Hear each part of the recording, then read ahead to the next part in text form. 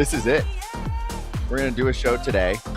There could be some trades during the show. There's going to be many trades over the weekend.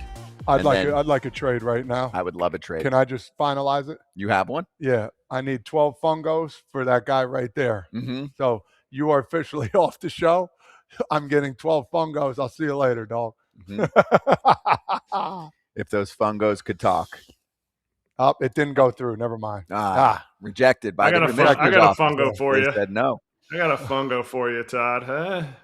Whoa. This guy's sharp. Wow. It's going to be one of those days. All right, let me start you off with the question of the day. We're doing this more frequently here. It's posted on the socials, on the Foul Territory accounts on X, IG, the whole deal. Name a player you hope gets traded to your team. We plucked a few answers from Twitter. Ooh. You can send us answers on IG when we do these two, and we'll take them next week. But for this particular question, a Marlins fan said they'd love Aroldis Chapman or Isaac Paredes, but don't think that's going to happen. That is correct. The Red Sox are not going to trade Chapman. The Astros are not going to trade Paredes, in my mind.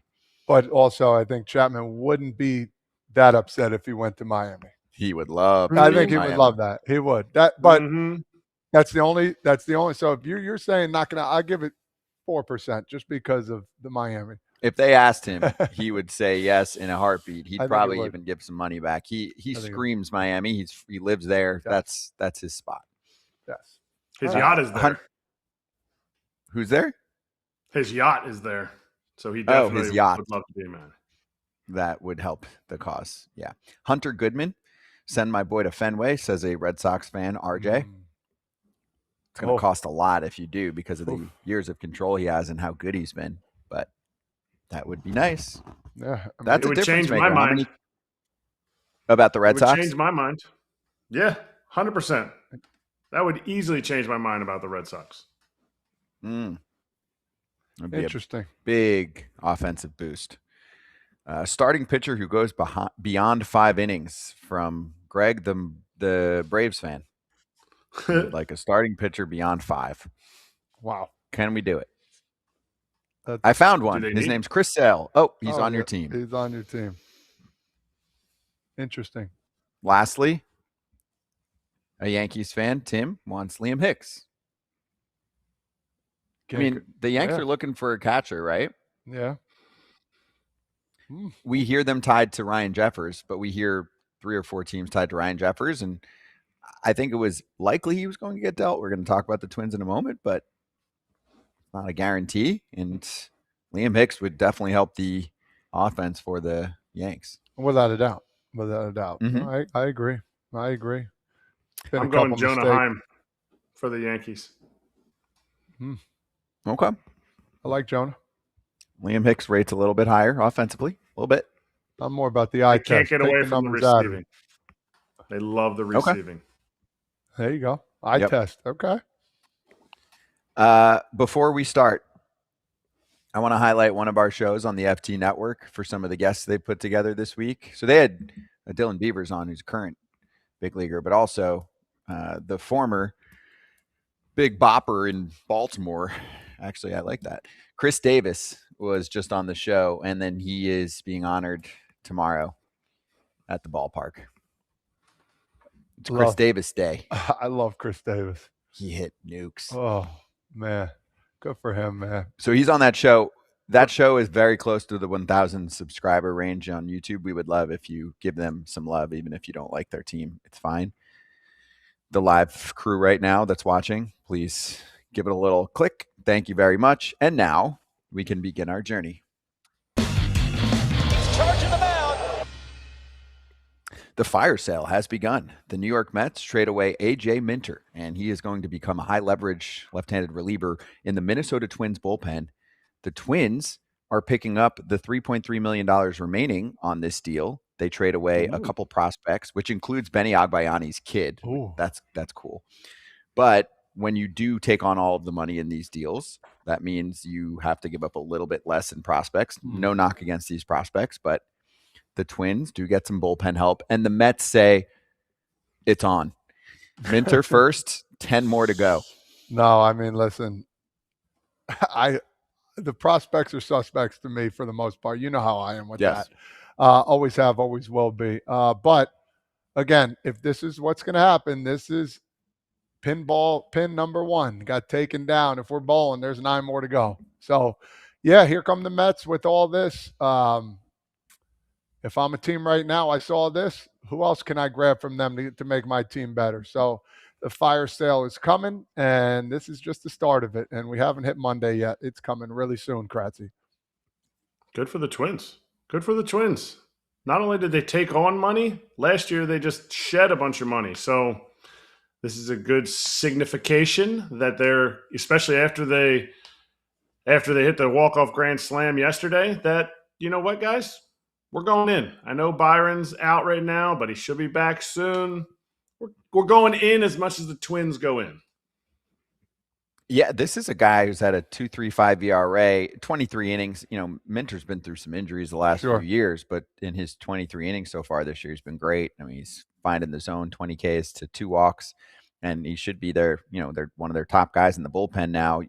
Andrew Morris, Yoendrys Gomez, not guys we're usually talking about on the show, but they've been really good in the bullpen for this team. They're trying to build up the leverage that they have, the high leverage guys that they have. And yeah, the prospect trading is Braun Agbayani. That's Benny's son's name. And I think he's currently hurt, but he was a 6th round pick last year. And then Billy Amick, I think, is the more highly rated prospect, 2nd round 2024, raw power guy. You know, what I think about with the Twins too, Kratz, they pick up someone like Minter. Their bullpen has not been great this year, the Twins. They should not have traded away Louis Varland last year. I get you were doing your fire sale. You want to trade away any assets that are short-term or even shorter term. Louis Varland's under control for years and years. That was the one trade last year where you're looking and you're like, huh? I don't get it. Are they not trying until 2032? And I think if they could do a mulligan on that one, they would be a very different looking ball club. They're within, what are they right now? A game or 2 away, but they'd be in the lead here if they had someone like Varland locking down the 9th inning. Yeah, but it wasn't just us saying, huh? It was the team. Like, even Louis Varland, when he came on the show, was like, kind of had no idea like it was going to go that far. Other guys that came on the show was like, whoa, okay, I guess nobody's safe. And they shed payroll. You know, I guess you're going to still wait and see what comes of the Louis Varland, but I think it was a very short-sighted move by them because they got rid of Johan Duran, which was, okay, advantageous. You get a Mick Abel. You know, the Phillies were juiced to have him. They wanted their closer, but he still had team control. Louis Varland could have just stepped into that closer's role, and, you know, I think to me that was the worst part of the whole we need to save money. Because teams started calling and they were like, hey, we'll take this guy. We'll take this guy. All right, well, let's just get rid of all of them. Because he doesn't even have 3 years. At the end of this year, he won't have 3 years of big league service. Oof, that's crazy. That is crazy. That is crazy. Seems like a lot more than that. Let's look at Jim Bowden's tweet on grading trades. I think he's going to do that instantly, our resident GM, for as much as he can. It'll get a little crazy on Monday or maybe even Sunday. He gives both sides a B. He said the Twins pursue their goal of adding at the deadline with their most pressing bullpen need, landing Minter, who should significantly help them. Amick is a power bat who walks, but strikes out too much. So B's for both sides. And good for Minnesota, taking on the 3.3 mil to get someone like this in AJ Minter. Because, yeah, he's not a cheap reliever, but he's one who should fill a need for a team that can win the division. Like we just showed the standings. They're game out.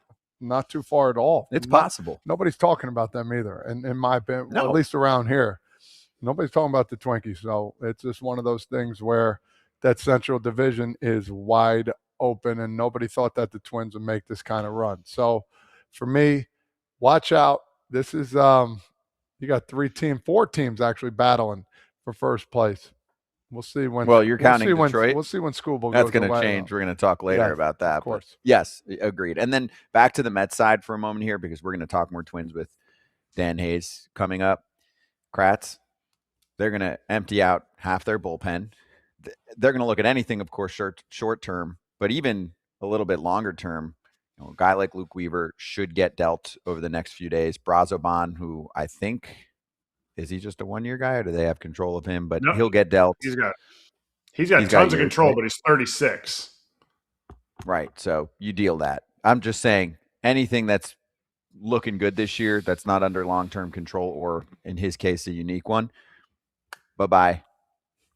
For some reason, I don't feel like Luke Weaver gets dealt. And Wow. the only reason I say that is because the Mets were so reticent to sign Edwin Diaz last year. We don't know exactly what went down. Maybe it was, Edwin just wanted to go to LA, the contract stuff. Like, who are they going to end up? Because they're not rebuilding next year. It's not like they're going to want a Luke Weaver type. And the one thing that David Stearns loves is short-term pitchers deals. So for him to go 2 years with Luke Weaver, okay, I'm going out on the line here. We did that with Devin Williams. I just think, where else are you going to get a Luke Weaver for the Mets next year? That's the only reason. I get it. His name's being bannered about everywhere. Yep. Also, quick correction. I said Twins are 1 out in the wild card, 3 out in the Central. Right? Yep. Yeah. 1 out of the playoffs. 1 out of the playoffs. One That's game it. That's what playoffs. Teams need to think right now. Not, the playoffs are a crapshoot. They need to think about getting in right now. I don't know if the industry and the world believe that the Twins would buy, so I like that they buy in what is considered earlier. It's 3 days till the deadline, but it's earlier because no one else is making trades yet, so I like them making a statement, and the Mets doing the same thing here. Hey, it's on. Teams knew it. They've been very clear-cut sellers here, but we're ready to go now. Freddy Peralta, Clay Holmes, Brooks Raley, Luis Robert, Tyrone Taylor, maybe Weaver. There's a lot to be dealt here. There is, and I cannot wait to see it. To all those Mets fans out there, be ready. There's going to be some crying. There's going to be some sulking, but it's the way it is. It shouldn't have been this way. They just haven't been there all year long. No, they've been terrible this year. Terrible roster construction this year. It's not the right team. And we're seeing what guys like Peralta and Clay Holmes are going to go for. I think there could be more debate with guys like that. You've got one coming back from an injury. You've got one who hasn't performed, and he's still going to pitch. Kratz. I always like to see who's going to pitch and who isn't. We'll talk more about Casey Mize later. He's not going to pitch for the Tigers to see if they can trade him. Skubal did pitch. They gave him his moment. Freddie P's going to pitch. In my mind, the reason you pitch Freddie P is you go, hey, dude, can you give us a good one on your way out so that we can up the value here and you can show everyone you've got the sauce right now? You figured it out. We didn't screw you up. I have a hard time believing Freddy Peralta regressed or this is who. I forget who we had on the other day, but I argued in my own head Freddie P's not that good. Oh, it was Jorge Castillo. He said Freddie P's in number 3. Sorry, Freddie P last year was trying to go from number 1 status to ace status by going deeper into games, saving some of his bullets, and then he just totally fell flat on his face.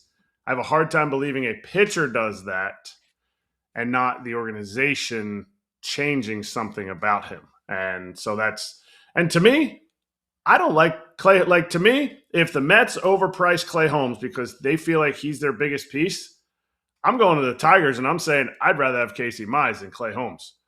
The numbers would say so. That's where I'm at. Yeah. And for me, if I feel like I'm a fan of my pitching development program or my pitching, not even development, but my pitching staff in the big league level, my coaching staff there, I'm taking Freddie P. He seems healthy. Stuff's there. Some things have changed. Not working the heater up in the zone as much. The defense behind him is absolutely atrocious, right? It's a new pitching regime with the Mets since they got rid of Hefner between last season and this season. I mean, not all of them, but I think some teams are licking their chops right now. Let me get this guy and turn him back into Freddie. Some are hoping he doesn't do good on this last outing here so people can stay away a little bit. So we'll see. We'll see how it goes. But yes, he is an interesting piece. Yes. All right, let's step aside. Did you have one more word, Kratz, on this? No, I just had Tyrone Taylor. I think Tyrone Taylor's more value than Luis Robert. I know people are gonna crucify me for it, but he is hot right now. You don't have the issues that you have with Luis Robert with Tyrone Taylor, and I get he's probably more of a platoon, but teams at this point in the season that are looking for a right-handed bat in the outfield, that might be the play. I'd love to see Freddie P go to Atlanta too, to go with Jeremy Hefner and Hefner figure him out. I get it. They're not trading Mets in Atlanta. I get that's not happening, but boy, would I love that if I want to write a script. there's a no-fly list. I think it's Atlanta. I think it's Milwaukee. So we'll be talking a lot about the Mets in terms of who they sell away. So we'll Mets Up, part of the FT network. Mark and James running it, and they're going to talk about all of the players that are being shipped elsewhere. So if your team, your favorite team, ends up with one of those players, go to Mark and James for more on what they've looked like in a Mets uniform. We'll swing back. We'll do spreading rumors. There's a lot to hit next. If you're watching us, you already know we're wearing Mack Weldon right now as we talk about a great brand that makes things so comfortable and easy to wear. But if you're listening to the show, let me tell you a little bit more about Mack Weldon with my friend Erik Kratz. Yeah, it's comfortable. It's light. It's summertime right now. For me, though, they cater to what I need, tall clothes. Normally when I buy tall clothes, it's like something that's cumbersome and boxy. It still fits incredibly well, super light, perfect for the summertime. They got me all covered. Comfortable performance material can be yours. Mack Weldon is the spot. Don't sweat the heat this summer. Feel as effortlessly cool as you look with Mack Weldon. Go to mackweldon.com and get 20% off your first order of $125 or more with promo code FOUL. That's MACKWELDON.com. Code FOUL.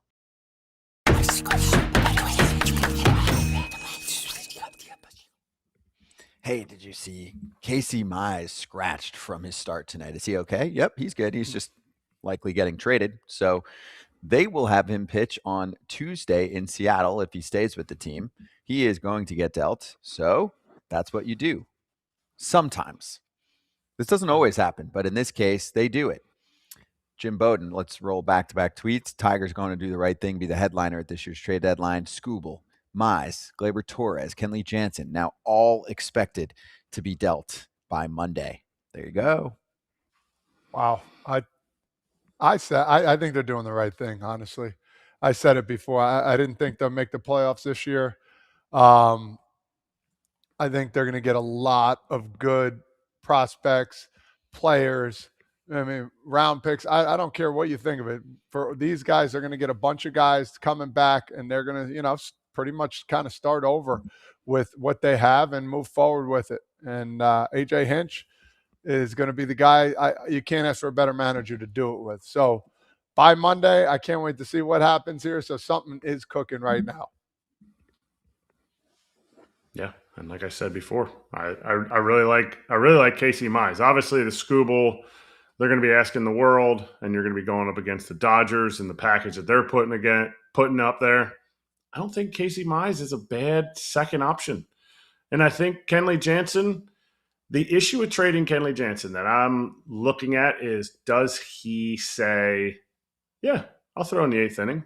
And I'm not saying he has to say that. I'm just saying if you're a contending team, like a true, like one of the top 5 best teams in the game, do you need a closer? Because does his game play as well when he's not a closer, when he's not closing games out? And to me, Gleyber Torres is that right-handed bat that I think there's a little bit more juice left in his bat here this year. He's only got 5 pumps, but I think he can make a big, significant move. But I don't think it's going to be rebuild like Todd kind of insinuated. To me, I think they're still going to think, well, we can do something.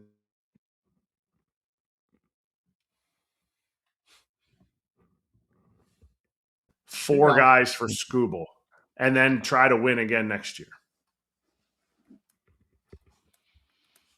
For Detroit, they're calling up Max Clark this weekend.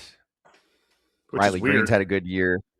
Kevin McGonigal, obviously, is one of the top rookies in the sport. What's weird? The timing with Clark? Todd, when you get – no, the timing, I get it. Like, hey, guys, like, hey, look over here. Max Clark. Skubal, go. Skubal, get out of here.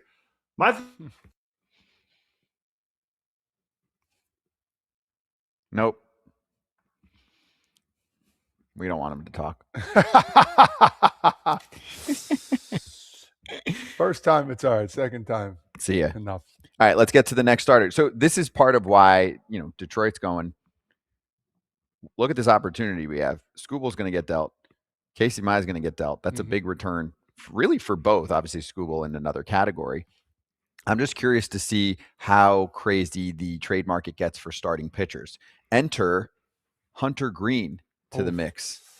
This one's interesting. You want Hunter Greene pitching a playoff game if you're a team looking for some starting pitching juice? Don't look at the line for him right now, too. He just got back, and the first start was really messy, but then he's looking the same after that. He's slicing and dicing, picking up punchies. So Mark Feinsand reports there's a 50-50 chance that Hunter Greene could be moved this week.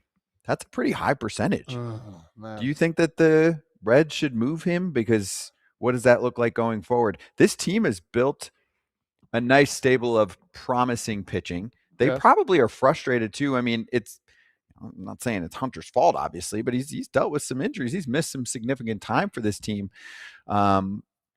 Obviously, this year, what does the team look like if he had been back sooner? It might not have made much of a difference, but he missed a good chunk of the season to start here, right?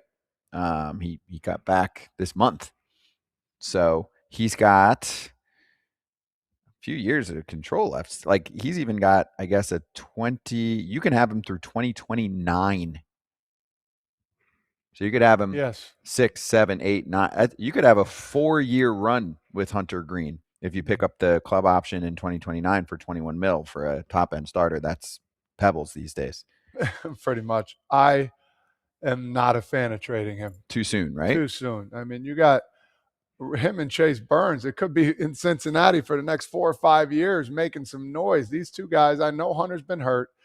Unless the Reds know something that we don't know, and you can't really hide anything nowadays, this is a guy that I would not want to trade. They got 2 prolific starters. I'm talking about really, really good starters here. I mean, you got Abbott. You got a couple guys. There's guys there that are itching to play in Cincinnati and stay there. You have to keep these 2 guys to move forward and get to the playoffs. Yeah, injuries will come and go, but guess what? When Hunter Greene is not injured and he's been ready and worked his tail off, he is filthy. He throws hard. He is really good. They could have this 1-2 punch for the next 3 or 4 years. I don't see, unless something magical is sitting on your table, it's a dream come true, there's no way I'm trading this guy. I mean, it's got to be some kind of bat because clearly the Reds, unbeknownst to me, I have no idea why, don't score runs in Cincinnati.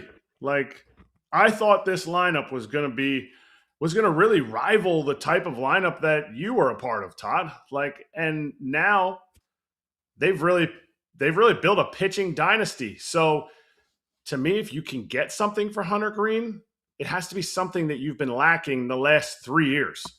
And that is a mega impact bat. And I don't know who that would be. Don't let me see Hunter Greene for 4 or 5 AA and below type of prospects, because then every other one of these position player prospects or position players on this team will age out before they contend. Yeah, and I think what hurts them here, Steer getting hurt, I think that was one guy they wanted to trade. Matty McClain just hasn't been the same. So I was looking for this guy to be an absolute beast. He came out hot. I know, I got injured too as well, but, a couple guys that I was really looking forward to watching for a long time be a Red. But now there's an opportunity for Steer to get traded. I love Sal Stewart. Absolutely love what he's doing, everything about him. I think he's a beast. I think him and Ellie De La Cruz would be a good little combination moving forward if Ellie can figure out a little bit too as well. But there's a lot. It's a lot here for the Reds, and they really have to – they should keep Hunter Greene and then, hopefully trade a couple of guys that, right now that they don't see in the future. It just doesn't make sense. We have years left of Hunter Greene on this current contract. If it's a couple years left, you want to talk? Cool. 4?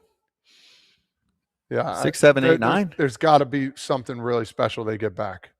You know what I mean? It's like, hey, we're willing to trade them, but talk to me. Like, it's got to be dinner and dessert, if you know what I mean. I want Thanksgiving for Hunter Greene right now. I get it, right? Some injuries in there, but I mean, when he's pitching, Kratz, like he can start a playoff series for you. Yes. I get it, but it's one of those things, and I think I look at all trade deadlines. The team that's most advantageous with their strengths, I think, takes advantage of the trade deadline. And the Reds, that is a advantage they have. They can create pitching, enhance pitching, whatever way you want to look at it. And they have some dudes. So to me, yeah, I ever since you guys brought it up, I just am trying to think of what that impact bat would be that the Reds would be like, whoa, we got Sal Stewart, Ellie De La Cruz, and player X for the next 4 years. Let's get it. I just don't know who that would be.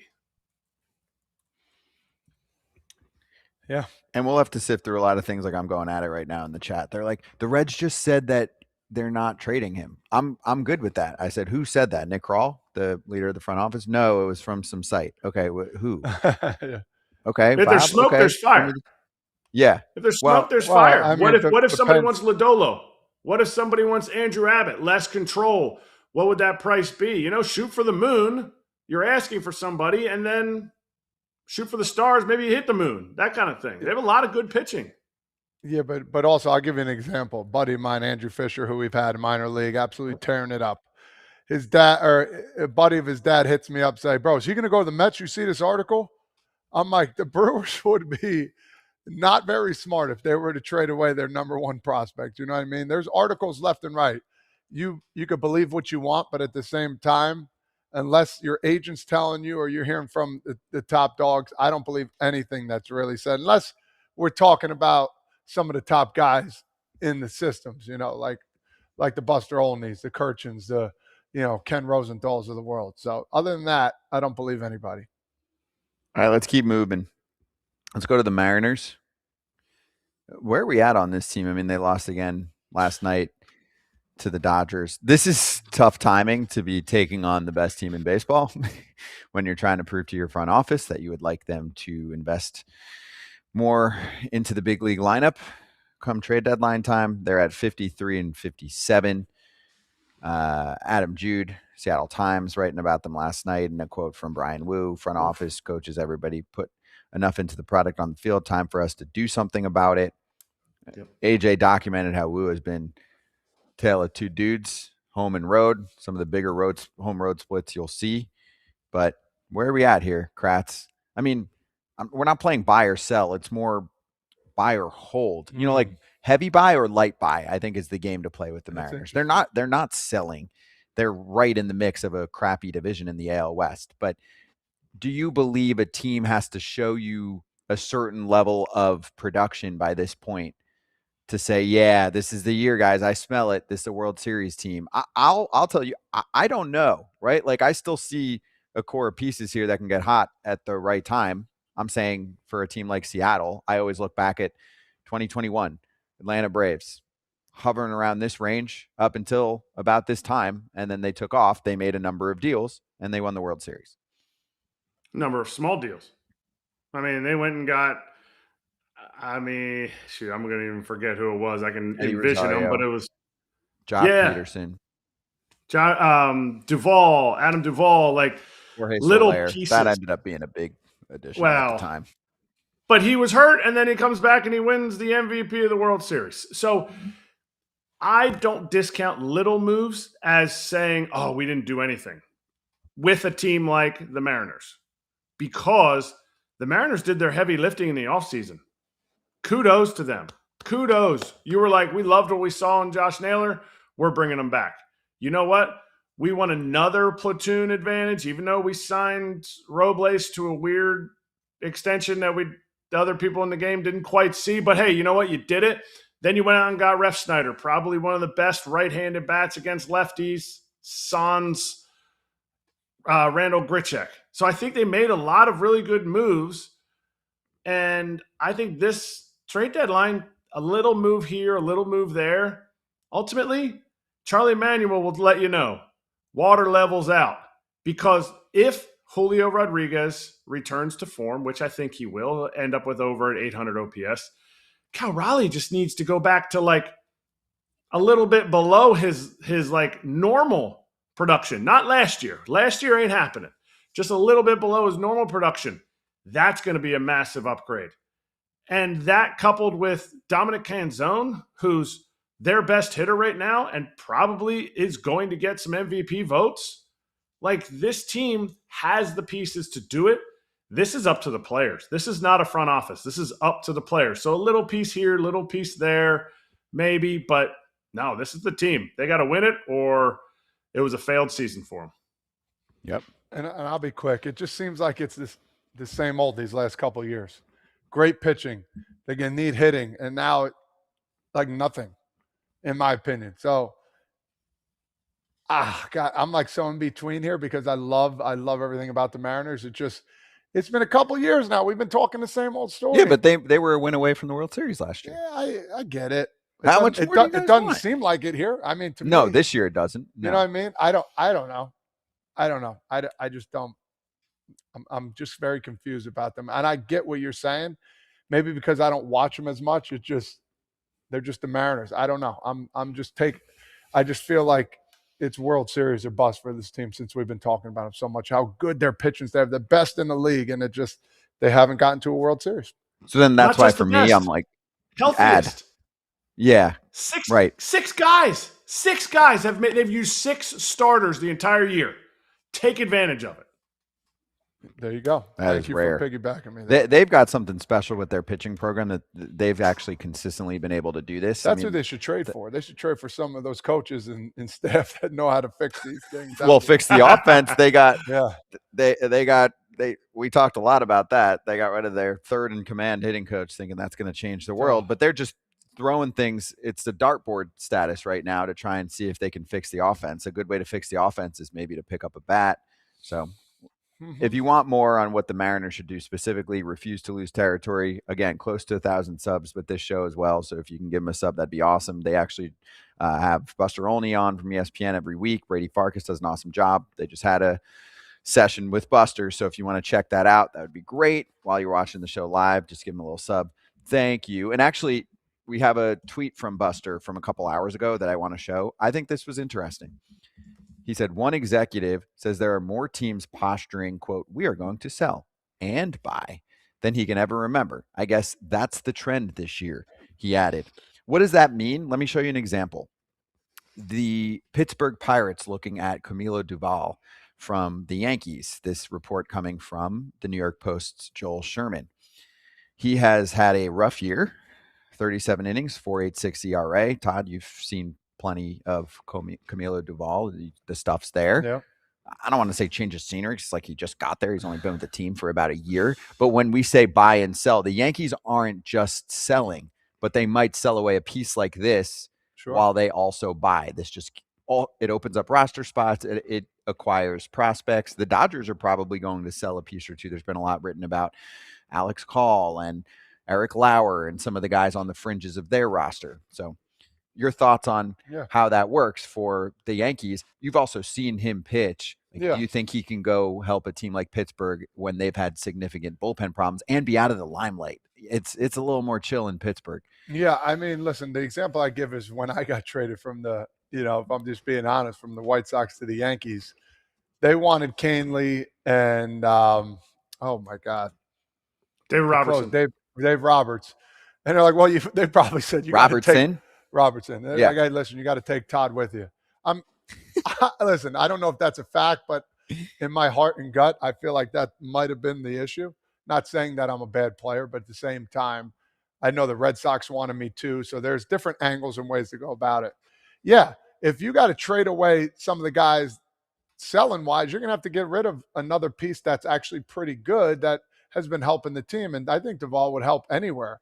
I just think he's just got to be more consistent with his pitches, and getting away from a big market team, I think would help him too. Maybe more relaxed and just go out there and be the pitcher he is. He's done good for the Yankees, but overall too, he's thrown a lot of pitches.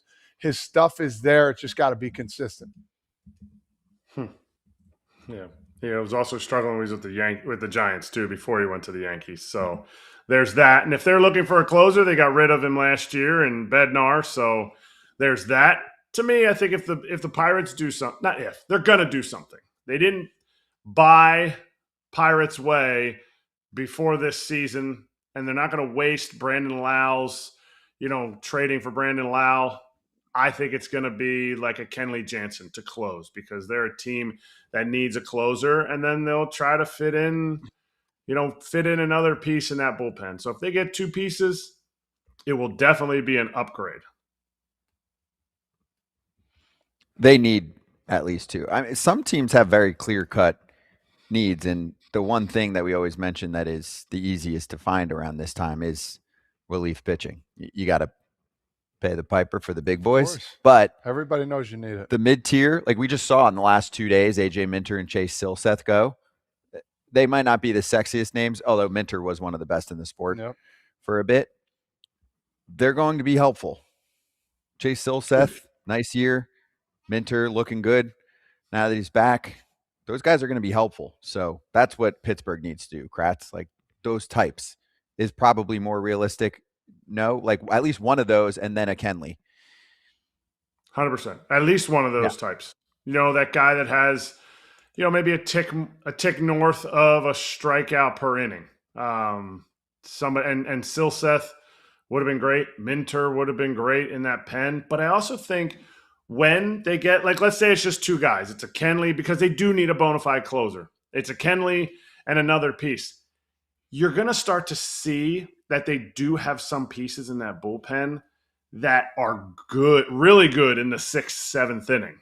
And in the playoffs, you need to have those pieces not be in the 8th and 9th inning like they are right now. I mean, I think Santana, who they just DFA'd, probably could have been a really good player had he not been pushed into the toughest spots of every game. And you know what? Now he's DFA'd. So I think there's value in having guys take up those tougher innings, even though everyone says it's just 3 outs.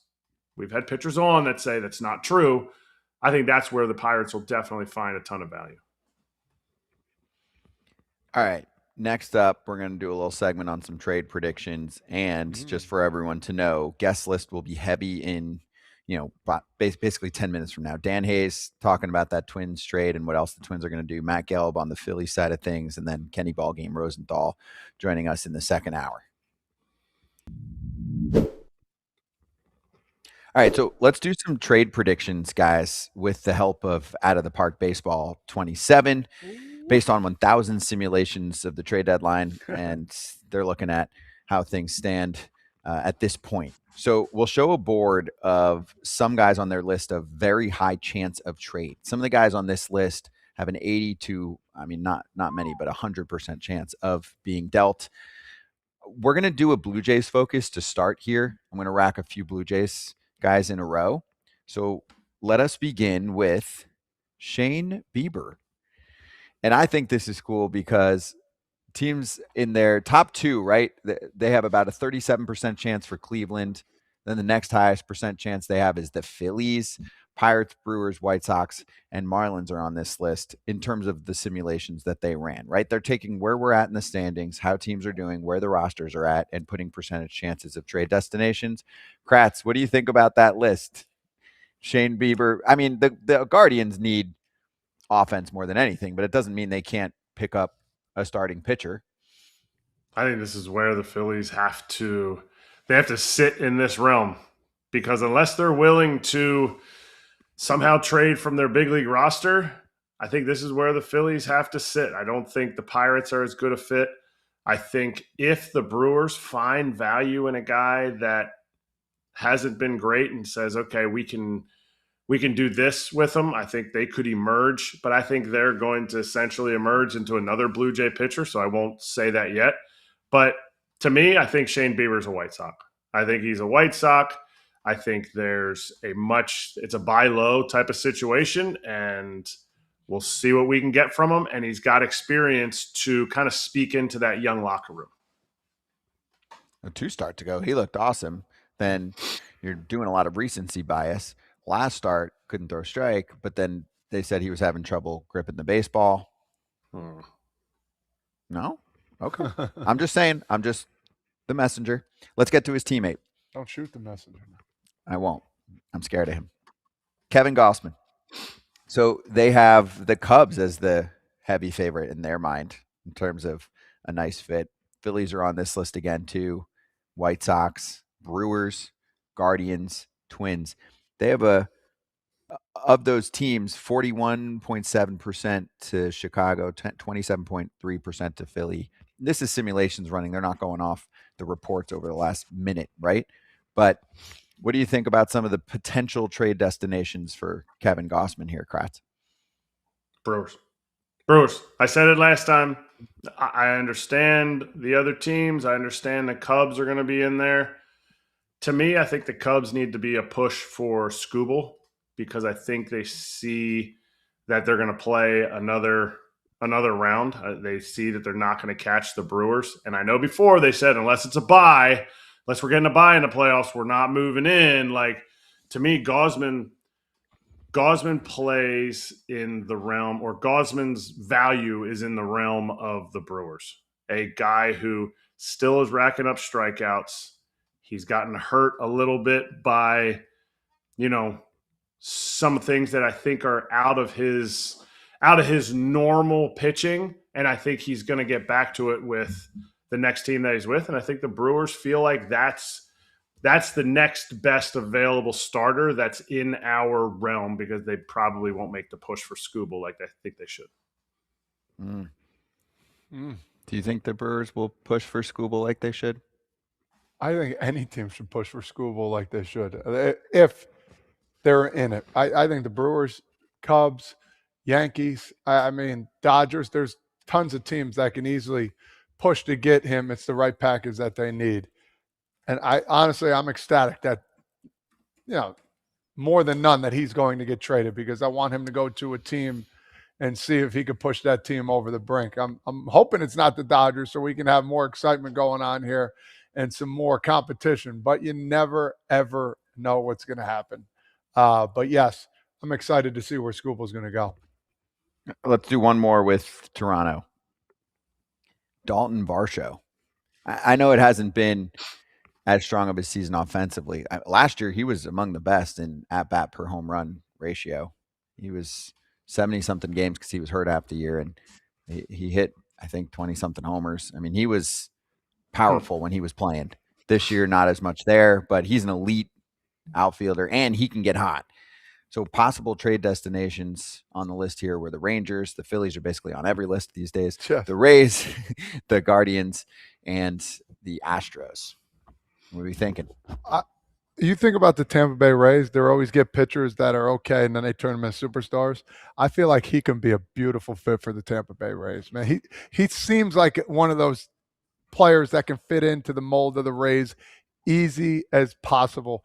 I would love to see him go there. This Rays team is really good, and I really think that he would fit into that organization really well. Stop looking at me, Kratz. He's going to the Astros. Look at the Astros production and say, are they willing to give up on the defense that they're getting? It's one of the best. I think it's one of the best defensive outfields in the game. And they're going to be like, okay, we know we're going to stay in this lane. I think we're going to stay there. And I think they're going to have a lot of conversations about Gausman and Bieber, the Astros themselves, and then it will end up landing on Dalton Varsho. Not bad. I don't mind that. Let's get to a reliever, Luke Weaver. Possible trade destinations on this list. They put the percentage chance for, this is funny to me, the Yankees high up, Rays, Phillies, Astros, and Red Sox. Wouldn't that be something, huh? Bring them back. Just go back and forth in New York. That's all right. He wouldn't have to move. Nope. Wouldn't have to move. Another Rays fit. Oh, my God. I actually think it's a really good Rays fit. Oh, my God. You know why? Talk to me. So Luke Weaver can go multiple innings. Like, he can eat innings in the bullpen for you in a high leverage scenario. Really good bounce back guy, right? Next day you see him pitch as well. Like, it's tougher to find that these days. And for Tampa Bay, the concern that I think is a little bit underrated with this team right now is the rotation. Shane McClanahan left the game, yesterday? I think he's okay, but it was the back. And he's dealt with a lot the last couple of years. Really? Drew Rasmussen has had an injury checkered past. Nick Martinez is kind of more of the rock in the rotation. Even Griffin Jax, Kratz, is great, but he's a converted reliever.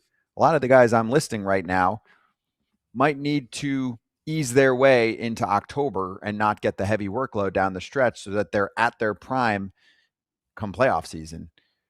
Get some veterans in your bullpen to help for a Rays team that certainly knows how to rely on their bullpen a little bit more down the stretch if need be, so that their starters are firing from all cylinders. So you're saying you think Luke Weaver to the Rays?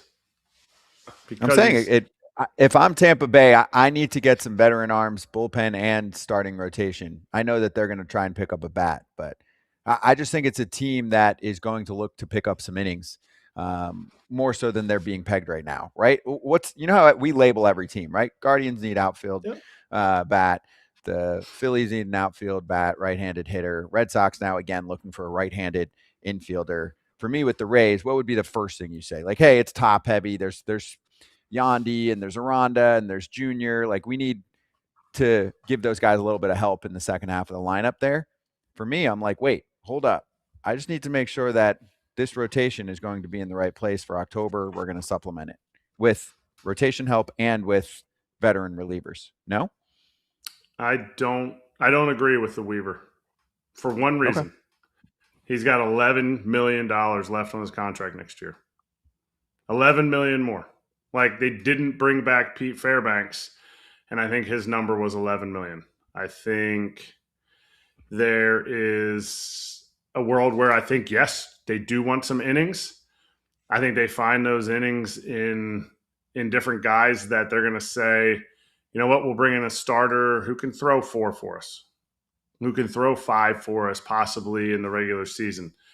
To me, their biggest thing is probably 5 through 9 in the batting order. Where are they going to get any kind of production?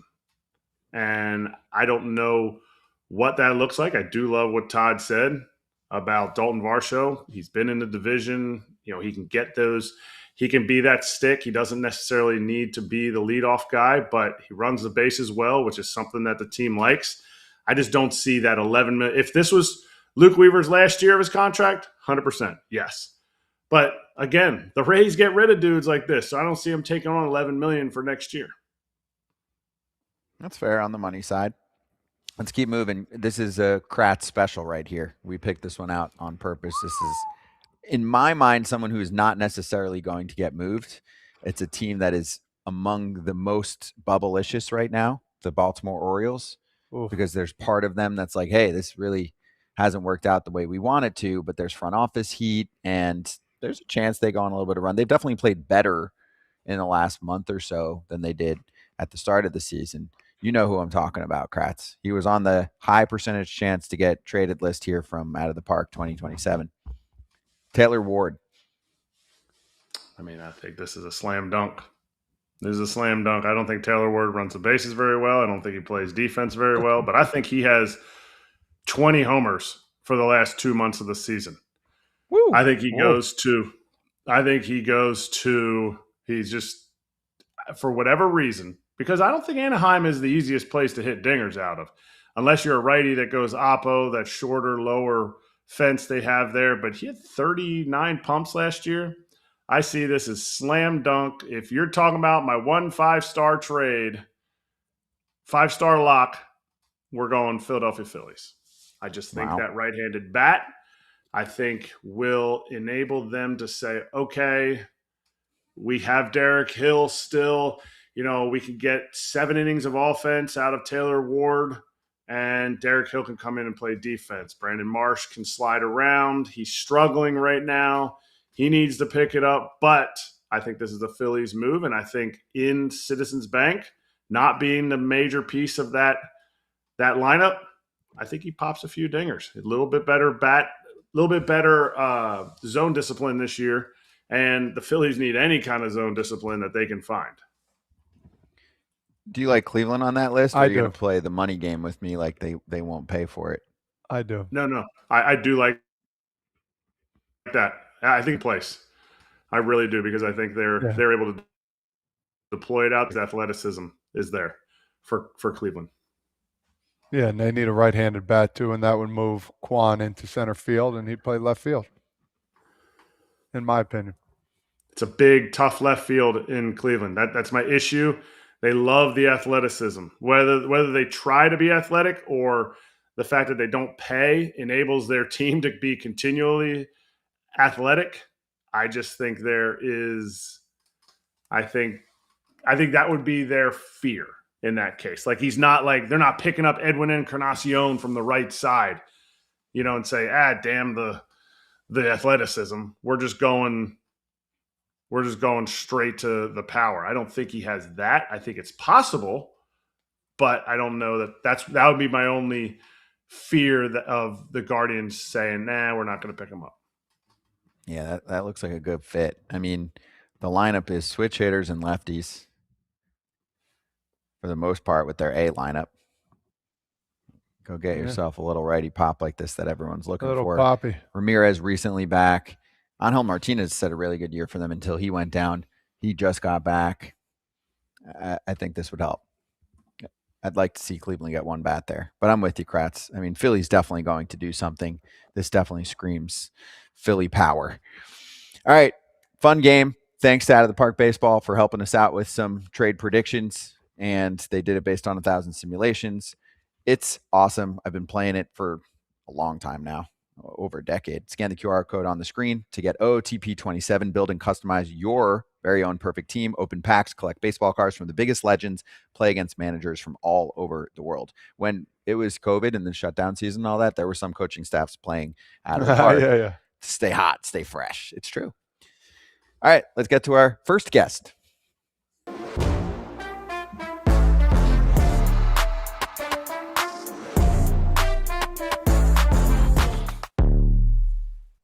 Dan Hayes covers the Twins for The Athletic and for our own Twin Cities territory, part of the FT Network. Dan, good to see you. How surprising was this? The Twins, one of the first to strike with a buy trade in AJ Minter and taking on all of the cash too, huh?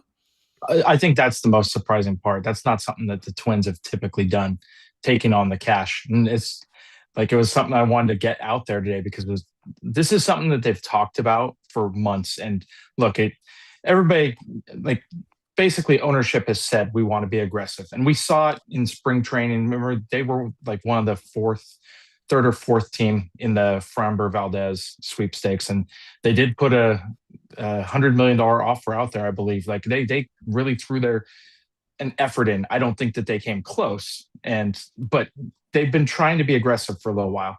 And they said, Tom Pollard, we had a media breakfast with him earlier this month, and he said, look, we're going to have to make some moves that we're not typically doing if we want to get the players that we need. And it all sounded nice and fun, but it was all really dependent on the Twins being here in this place. And they've done it. I know they're 500, but in the American League, that's solid ground right now. And they've signaled it over and over, with Byron Buxton, when Byron said he was going to stay. And part of the reason he said he was going to stay was because unless he heard different from ownership from the front office. Tom Pollard's been very hands-on with this team. He's been in the clubhouse a lot. He's made some road trips. He's gone, he went to see Byron in Georgia in the offseason. He went to see Joe Ryan in California in the offseason. Like he's done some outreach because he knows that over the last couple of years, they'd made so many missteps on the ownership level that they needed to correct. And one of the things was, hey, not only do we need to win our fans back, but we need to make our players trust us again. This week, talking to guys after Jeremy Zoll came out on Tuesday and said, we're going to buy.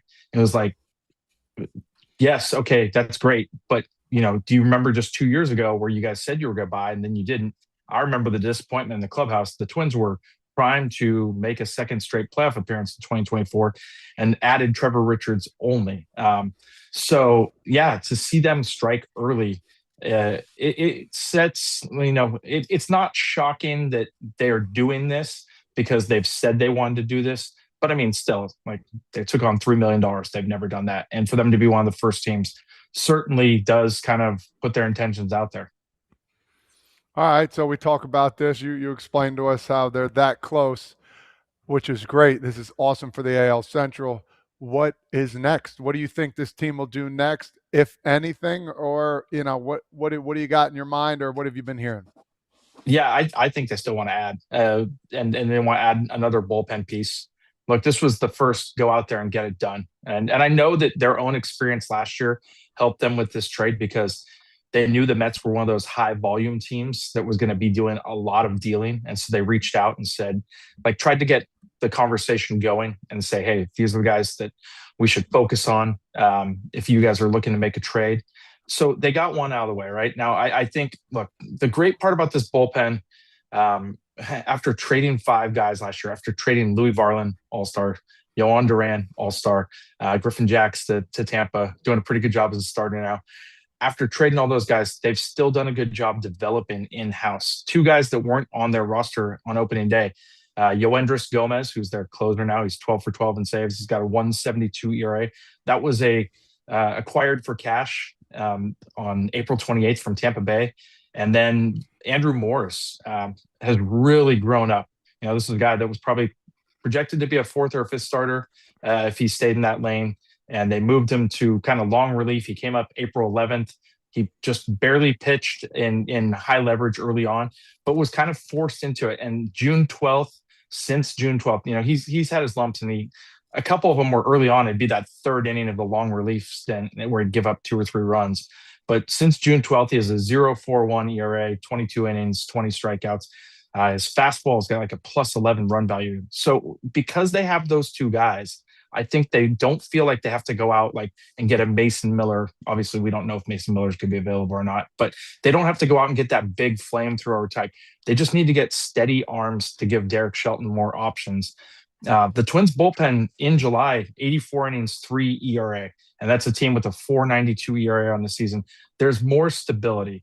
They acquired Tommy Nance July 10th. He's given them a little bit more.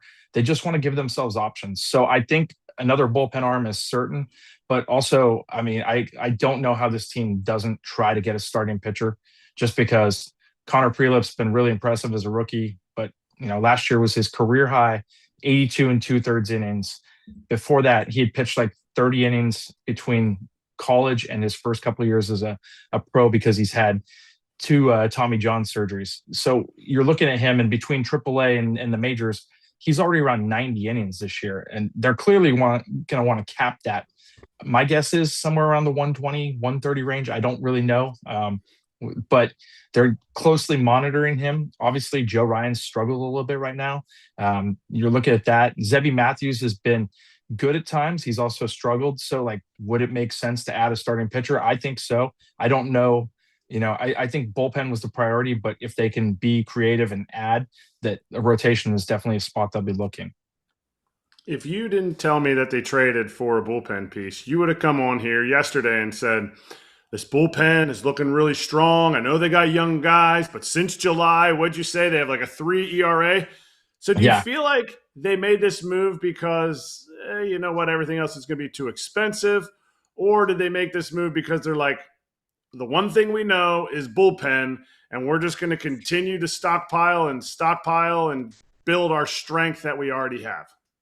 Yeah, I think that they looked at it as, we got to build out the bullpen. Anthony Bonda went down with the lat injury on June 28th, and talk about found money. The Dodgers didn't have room for him on the 40-man when they were making another player acquisition. And Bonda struggled a little bit early on with the velocity. Is probably just kind of World Series hangover from pitching 2 years in a row into late October, early November. But he really found it and really took on a leadership role with these guys.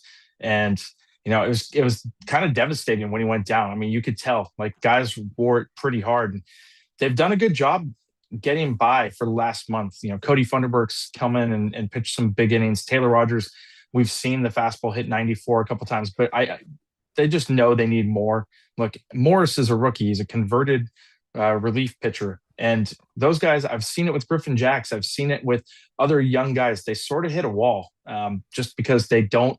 Louis Varland was hitting a wall a little bit last year. He was so excellent with the Twins early on, and you could see it right before he got traded. Stuff that was getting swing and miss starts to find bats a little more. You gotta give yourself as many options as possible. And as good as Morris has been, there's got to be some regression in there. I mean, maybe there isn't. They've done a great job with his pitch mix. Beyond that fastball, his cutter has been outstanding for him. You know, when you're pairing 100.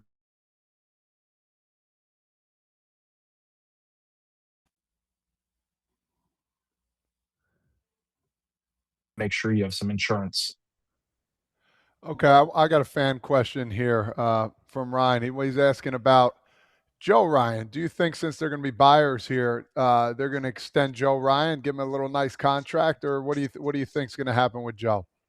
No, I think Joe Ryan, that's something you probably look at in the offseason of trading him. Joe Ryan's wants peak market. Joe Ryan's 30 right now.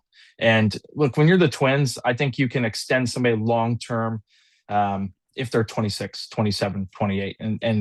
But when you're looking at Joe Ryan's going to want like a 6-year deal or a 7-year deal, something like that. We've talked to him about this many times. He knows his value. He knows he's a good pitcher, and he's a guy that stays healthy. And so that's going to extend into like a 35, 36, 37-year-old seasons. It's exactly why the Twins didn't sign Sonny Gray and let him go to St. Louis a couple of years ago, was worried about that 36 and 37-year-old season. They know that's not the area that they can kind of take the risks in. So my guess is right now they're taking this shot with this team because they're right here, you know, on the cusp of the wild card. Still the AL Central is there to grab, even though the White Sox have been really impressive and Cleveland is, you know, always good for whatever reason. They're just always fine pitching. But, you know, they look at it and they're going, we should try and do this because we've put up the white flag too many times in the past and not pushed in. So ride with Joe Ryan for now. I wouldn't be shocked if he was on the market going into the offseason. Interesting. Louis Varland, been some talks there too. Any chance that he comes back to Minnesota? Oh, he comes back to Minnesota all the time. He still lives there. So I don't think he'll be coming back. Toronto, I think, look, I mean, would Jeff Hoffman be interesting for the Twins? He's been pretty good since June 1. Throw a veteran in the mix, somebody that knows how to get outs. I honestly, this trade for Minter throws off what I think we know about the Twins. They've always gone for cost control guys, team controllable players. They've looked at that in the past. They've also been willing to pay more in prospects than with cash. And here they went the opposite way and paid a lesser prospect and took on the cash. So, you know, this makes me think, I don't know if their history should matter here. Like, this is a team where Tom Pohlad said it for months. We have to turn this around. And the one thing I liked they said was, because I asked specifically, look, your attendance is down again. And if it continues to be down and your subscriptions to your MLB TV aren't very good, does that mean the plan will change? And he said, no, this is a build it and they will come kind of situation. So it feels like there's a recognition that they've done so much to upset the fan base over the years that they're going basically in the opposite direction of what they've done in the past. And so who knows what these couple days look like. But unfortunately, as much as it would thrill the fan base, I don't see Louis Varland coming back. So you don't get to press the mulligan button. That's not a real thing. Damn it. No mullies. Okay. Minter's a good start. That's why Dan pops on here and gives us the goods. Dan, thank you. Good to talk to you. Happy trade deadline season to you, bud. All right, guys. Thanks. Thank you. And make sure you catch Dan on Twin Cities territory all over what the Twins are doing, which is fascinating because they've kind of twisted and turned over the last few years since they finally won that playoff series a few years ago. Down, now trying to come back up. It's Zach Pierce along with former Twin Tyler Duffy on there. Go subscribe.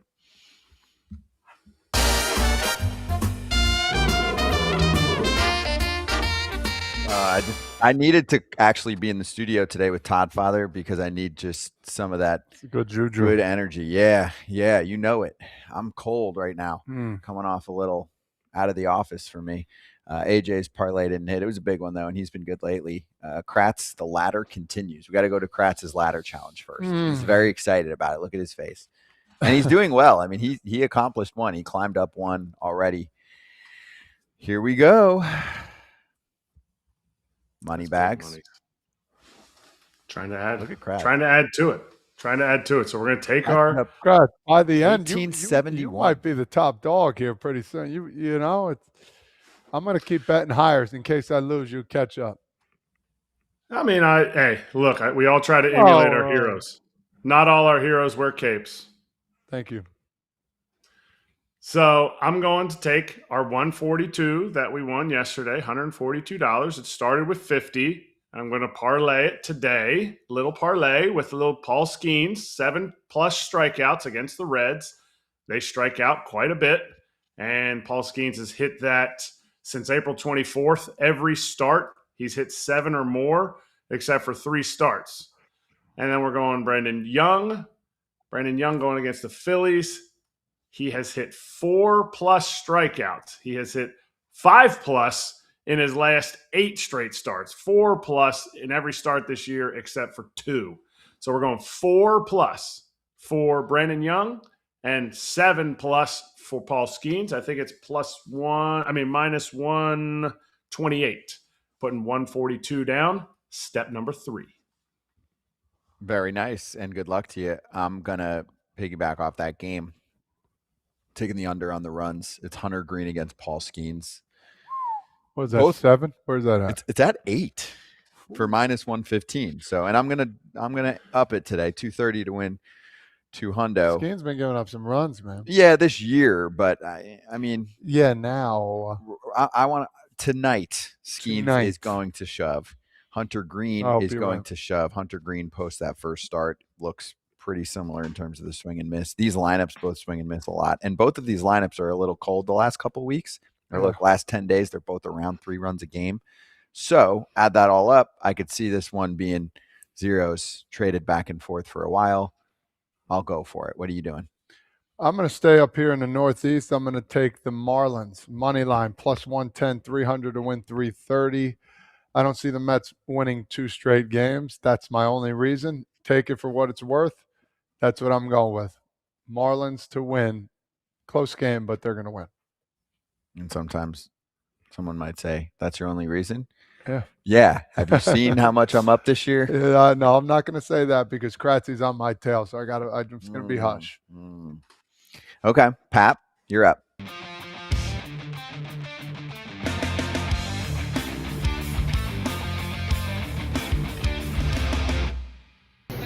FT Nation, what's up? It's your boy Parlay Pap. Yo, we at the House of Waffles celebrating that last win. And today we're going with the Padres and the Mariners money line plus 164. We're putting 100 on it. Let's get that cheese so we can get some more Waffle House. That's him and I have never had the same bet. That's a new one. The Marlins there. We'll see. I'm nervous. That's a new one. Well, no. What do you mean? He's got Seattle and San Diego, no? No, I thought he said Miami, didn't he? Oh, did he say Miami? Am I losing it? Excuse me. All I heard was waffle. What? Whatever. Did he mean Seattle? He's at the Waffle. He's at the Waffle House. Yeah. Well, I don't know. He's losing it. I think he's losing it. I think he might have forgotten what he put down. All good. No, he texted Seattle and San Diego, and all I heard was waffles. So what's on the board is accurate. He wants Seattle and San Diego plus 164. Your little Miami piece is safe. Don't worry. It's one of those days. Hey, if you want a little MLB no sweat home run token, that means you might place a home run pick and activate that token on any player to hit a home run in an MLB game. The problem is, if that player doesn't go yard, you could get your stake back in bonus bets. Go check it all out inside the BetMGM app. Gambling problem or concern, there's help. Call 1-800-GAMBLER.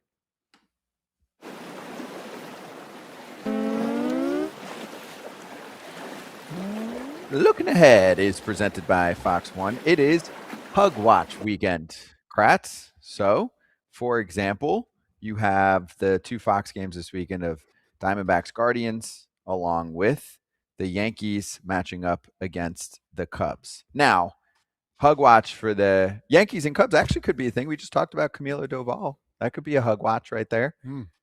If they do some selling. Those 2 teams are mostly going to do buying, but they could do a little bit of both, like we talked about earlier in the show. And on the Diamondbacks and Guardians side, you could see a little bit of both from them too. So there could be some Hug Watch going on. Yeah, I don't necessarily like the hug watch in the big leagues. I like the hug watch in the minor leagues. That's when the dudes are like, "What? I got to get on a flight to go to Frisco? I got to go to Round Rock? I got to go to." But the other one, the other day, the best one was, I think it was Meckler with the Angels. Saw Logan O'Hoppe walk away, and he was like, "He get traded? What?" Like, at least when you get hugged in the dugout, you know, like your teammates knew that you got traded. When dudes are just like, "Hey, what no," and people are like, "No, he didn't get it. He got sent down." It's like, yeah, well, he wasn't playing good. Hug him and leave him. That's it, man. What do you have for me on Yankees Cubs this weekend? Yankees going to score some runs? I don't know, man. This Cubs team has been playing really well. Might have to put the hat down like this. Yeah. No, listen, they won the first 2 games against the White Sox and kind of fizzled there a little bit. It's been a really peculiar year. You know what I mean? It's like they come out, they're really hot, and then when they're really bad, they're really bad. So hopefully this is not the sign of more losses to come, but you're in Wrigley Field, an early game.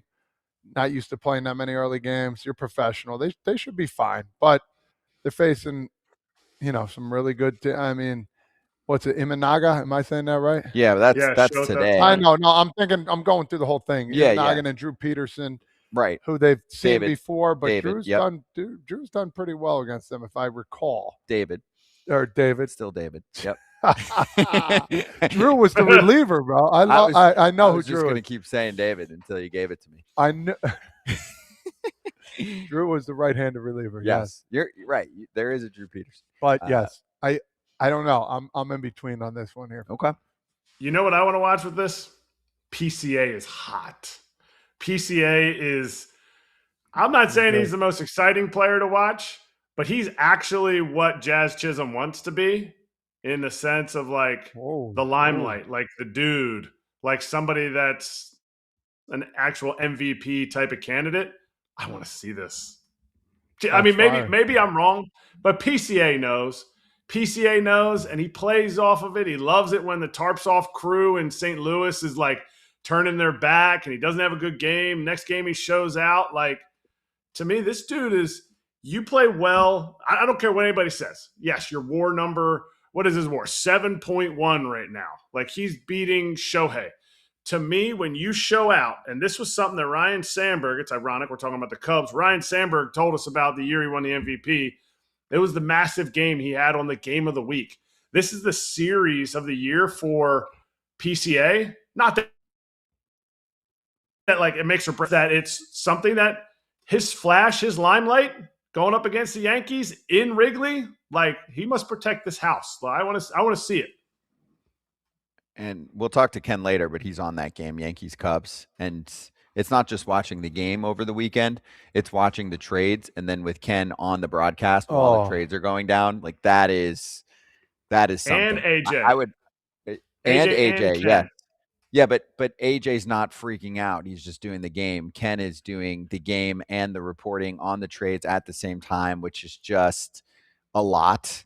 But you want to be on that broadcast to hear when Ken's jumping in about a particular trade. On the other side, the other game that they're running on Fox and on the Fox One app, Guardians and Diamondbacks, where are we at with those two teams? You know me, I feel like I've been the high guy on the Diamondbacks. You have. Right? So I'm still buying what they're cooking this year, and I think they should buy.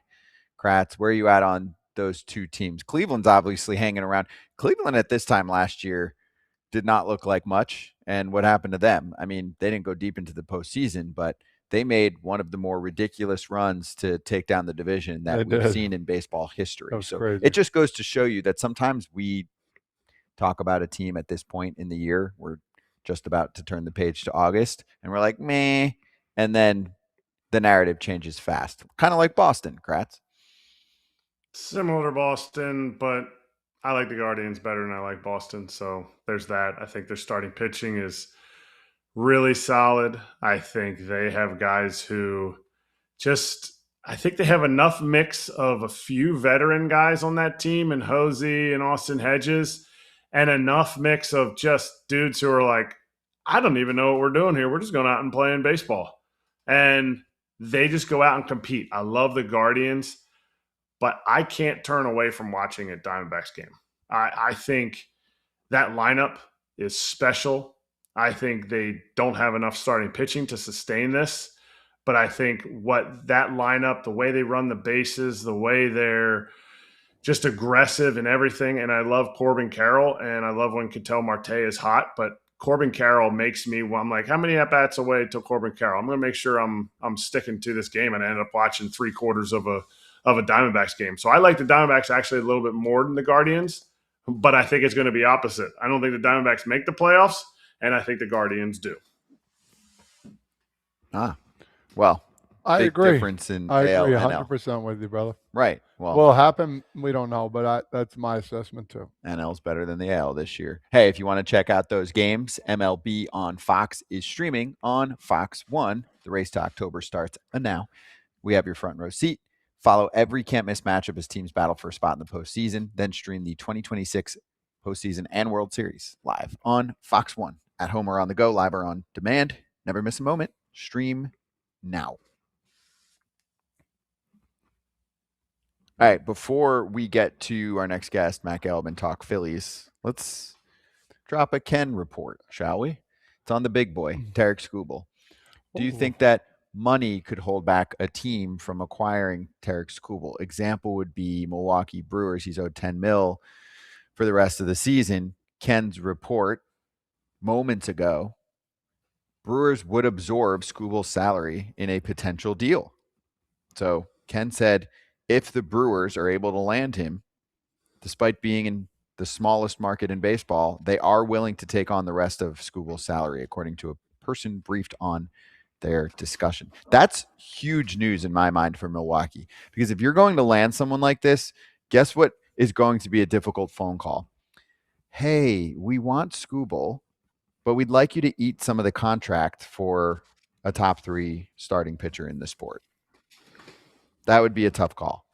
So instead, you're like, cool, we can take on the money and we're going to have the top prospect package. And that's how you land someone like this. And that's how you create your CC Sabathia moment from 20 years ago. If you're Milwaukee. And if I'm any team, $10 million should not bother me. Small market or not. You're going to make that back maybe on Skubal starts in the regular season. Yes. That place is going to fill up. You know how it is, Kratz. They do a nice job filling it up anyway. Jersey sales. They will fill it up to watch Tarik bobblehead. Skubal. Like there's all things you could do with him. Like he's a new guy in town. He's the best pitcher in the big leagues. Yeah.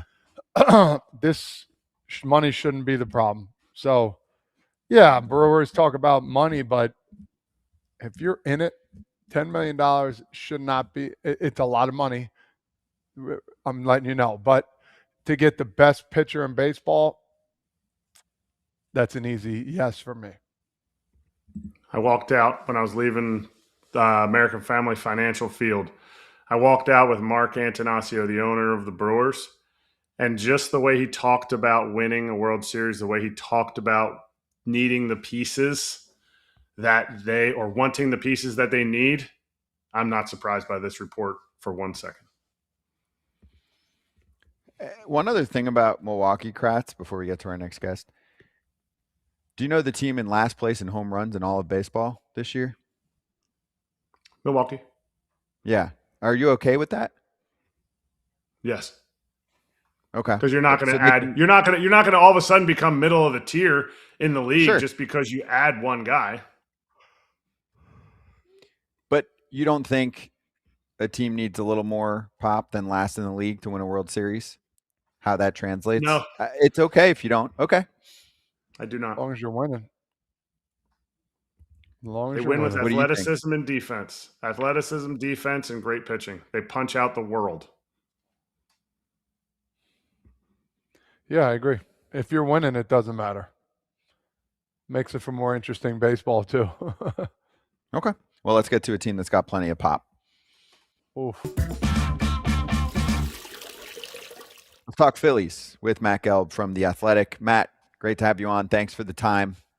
Let's start with needs and trade chatter. What do you think is going to happen here with Philly at the deadline? They have some work to do, according to one of their best players. I think they're going to find some help. I don't think it's going to come in one trade. I mean, I think they're looking at a lot of different things right now, and they have to. I mean, they have some holes on this roster. And I think my thing with the Phillies, and I think this is how generally they are looking at it, is they don't need to go get the best player. They need to get the biggest upgrades. And for them, there's pretty obvious spots. I mean, they're going to start Andrew Painter tonight. They are 5-21 right now when someone not named Sanchez, Wheeler, Luzardo, or Nola starts. And even if you were to get, like an average pitcher for that spot, that's a pretty big upgrade from, going 5-21 in those games. In the outfield, they have holes. I mean, right now, you could argue they have one guy who they've decided is now an everyday outfielder, and he wasn't on the team 10 days ago. He was in the minor leagues. It's Brian De La Cruz. And they're platooning Brandon Marsh, they're platooning Justin Crawford. There's holes out there. There's holes in the bullpen. I think the scatter shot approach for them, going to find what you might call quote unquote marginal upgrades, is probably where they land, because those upgrades aren't necessarily marginal for them, even if the player is somewhat average. Those are big upgrades right now for the Phillies, given how their roster is constructed. All right. I think the most value you can find is in that starting position role. Do they go after a guy? Obviously, the farm system is weak for the Phillies, but do they go after that guy who possibly, if needed, barring an injury, could start a playoff game? Or do they go after a guy who's just going to be an upgrade over what they've been throwing out there so far? Yeah, Kratz, I think the sweet spot is finding somebody who could hypothetically start a postseason game for you, or go slot and pitch some important innings in the bullpen for you. Like, not just be a number 5 guy who then is a mop-up man or long reliever in October if you're there. I think the sweet spot is getting someone that you feel really good about putting in a rotation for the last 2 months of the season, and then someone who you feel like, hey, this guy could pitch the 7th inning for us or get some big outs for us come October. And the thing about this trade market right now is I think that's probably the strength of the market. I mean, there are several pitchers, especially those who are rentals, who I think fit that profile, and they have looked at every single one of these guys. They're interested in every one of the starting pitchers that is a rental. They were interested in some controllable guys. They've had a lot of scouts at different places in the last week to 10 days, and that's how the Phillies are. I mean, I think they've pretty much watched and talked to every team that is interested in trading away a starting pitcher.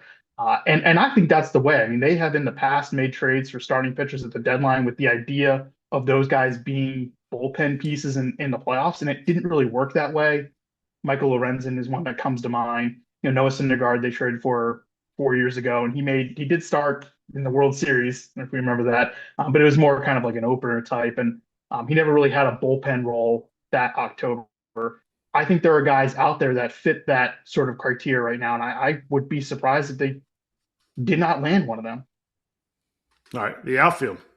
Do you think there's going to be some, not regression, progression back to this year's norm at the beginning for Brandon Marsh? Or is this platoon role going to be from here on out and they go and try to pick up that Taylor Ward who they're playing this weekend and could possibly just shift locker rooms?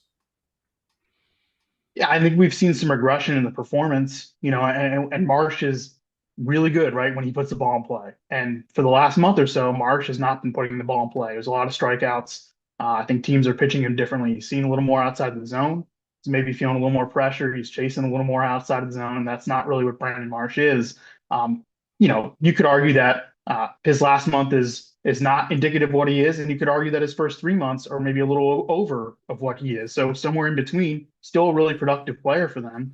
Hardly their problem, but in July when they've needed, some offense, it's been a struggle. I mean, they haven't had a great month here from Bryce Harper. They haven't had a great month here from Kyle Schwarber. They had not had a great month here from Brandon Marsh, and those were their 3 all-star hitters. And I think that's why you've seen them suffer. I mean, their offense as a whole has actually been okay in July, but they haven't gotten major contributions from those 3 guys. And those 3 guys were powering this team for the first 3 months. And that's, I think, why you kind of see them struggling here. I mean, they're 3-9 since the break. They've lost 7 out of their last 8. I don't think it's April again for them. I think April was way worse than this, but they need to pick it up. Yeah, and I think you said it right. So picking it up, you saw Bryce Harper come out and say, hey, man, we need some help. Is there, I mean, maybe it's a reach here, but is there any problems in the locker room that you've seen? Or is it just one of those things where Harper's like, you know what? I'm going to say what I want to say and try and get this team back on track. Todd, I don't sense any issues in the clubhouse with what Bryce Harper said, and I know that maybe it wasn't the most professional way to address it. I know that a lot of people have a lot of thoughts about this, and I think Bryce was being honest. He answered the question, that I was asking honestly. I mean, he said, we face a lot of good pitching of late. I said, well, come October, you guys are probably gonna be facing a lot of good pitching. Why do you think this team can hit it then? And he was honest. And I think Don Matting's response was also honest. And I think Dave Dombrowski, 10 months ago when he was questioning whether Bryce Harper, wondering whether Bryce Harper could still be an elite player, he was being honest. I don't think anyone is necessarily the wrong here. I think you have a lot of big personalities, a lot of big egos, a lot of people who really want to win. Let's make that clear. I mean, these guys all have the same goal. Do they necessarily think that each one of them is doing the best job? Maybe not. Dave Dombrowski, I think, was right to wonder if Bryce Harper was going to be elite again. And look at the numbers. The first 3 months, Harper was great, obviously an all-star. You look at the numbers this year compared to last year, they look kind of similar right now. And that's after a cold July. So I think Harper is right to wonder about the construction of the roster. And maybe he shouldn't have done it aloud. But I think in our business, we should appreciate honesty. And they're all being honest. You guys know, you don't always like your boss. But I think in this case, everybody has the same goal. We'll see how it goes.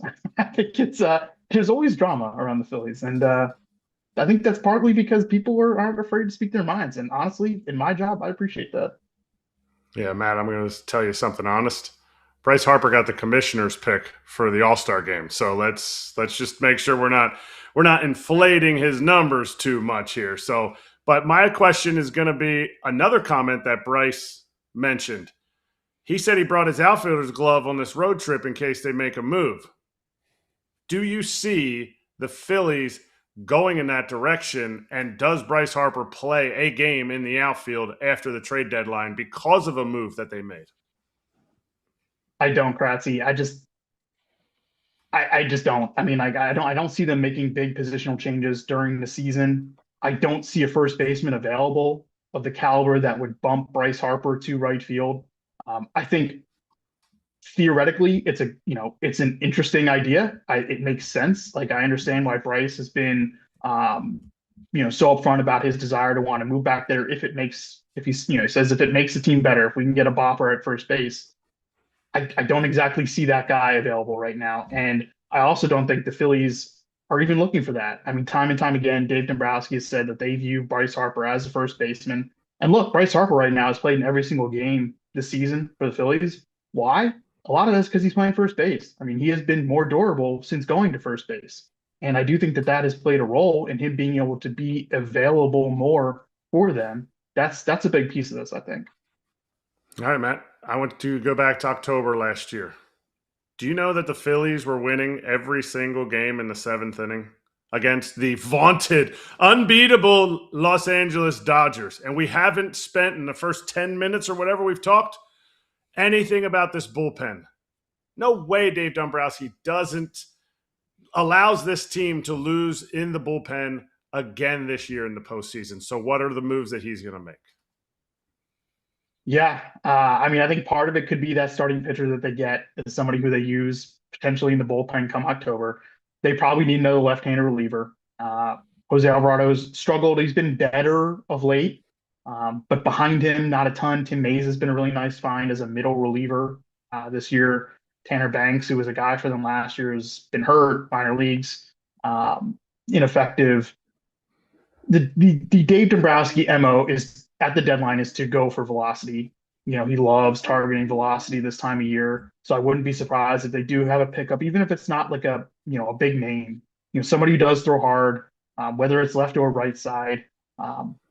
That said, it's not the easiest thing to find this time of year either. And I think when they're acquiring relievers, the other thing that they like is they like experience, especially at this time of year when you're getting someone, you're like, okay, if I'm getting, a hard thrower from a bad team, how is this guy going to react to pitching in October in the bullpen for the Philadelphia Phillies? And that's a tough question to answer sometimes. So you tend to go with experience. There's some holes back there. I mean, John Duran has been unbelievable, except for the other day against the Marlins. You're trying to get him the ball. And, without Brad Keller now for the rest of the season and most of next year with his elbow surgery, there are some real questions there. So, yes, Kratz, I expect him to address it somehow. I mean, I really do think that even though they have the dead last on base percentage in baseball, they have all these holes in the outfield. They have questionable defense across the field. I think pitching is their priority right now. And that's maybe because the market, like the hitting trade market, is not robust. I think they'll get a hitter, but I think that pitching depth, just more pitching, whether it's a rotation or a bullpen, is their priority right now. Does Dave Dombrowski or Kevin Long, the hitting coach, lose his job first? I don't know. They're both under contract through at least through next year. I think Kevin Long is on the first year of a 3-year deal. I don't see either of them losing their jobs, quite honestly. I mean, Dombrowski is signed through 2027, and I think ownership is pretty steadfast in believing that he is the right guy to lead this thing. And I would not be surprised if he gets some kind of extension after the season, that makes sure he's lined up with whoever the manager is going to be, whether it's Mattingly or somebody else moving forward. Dombrowski just turned 70. He's not going to do this forever, but I do think that as long as he wants to do it, the Phillies are going to have him running the show.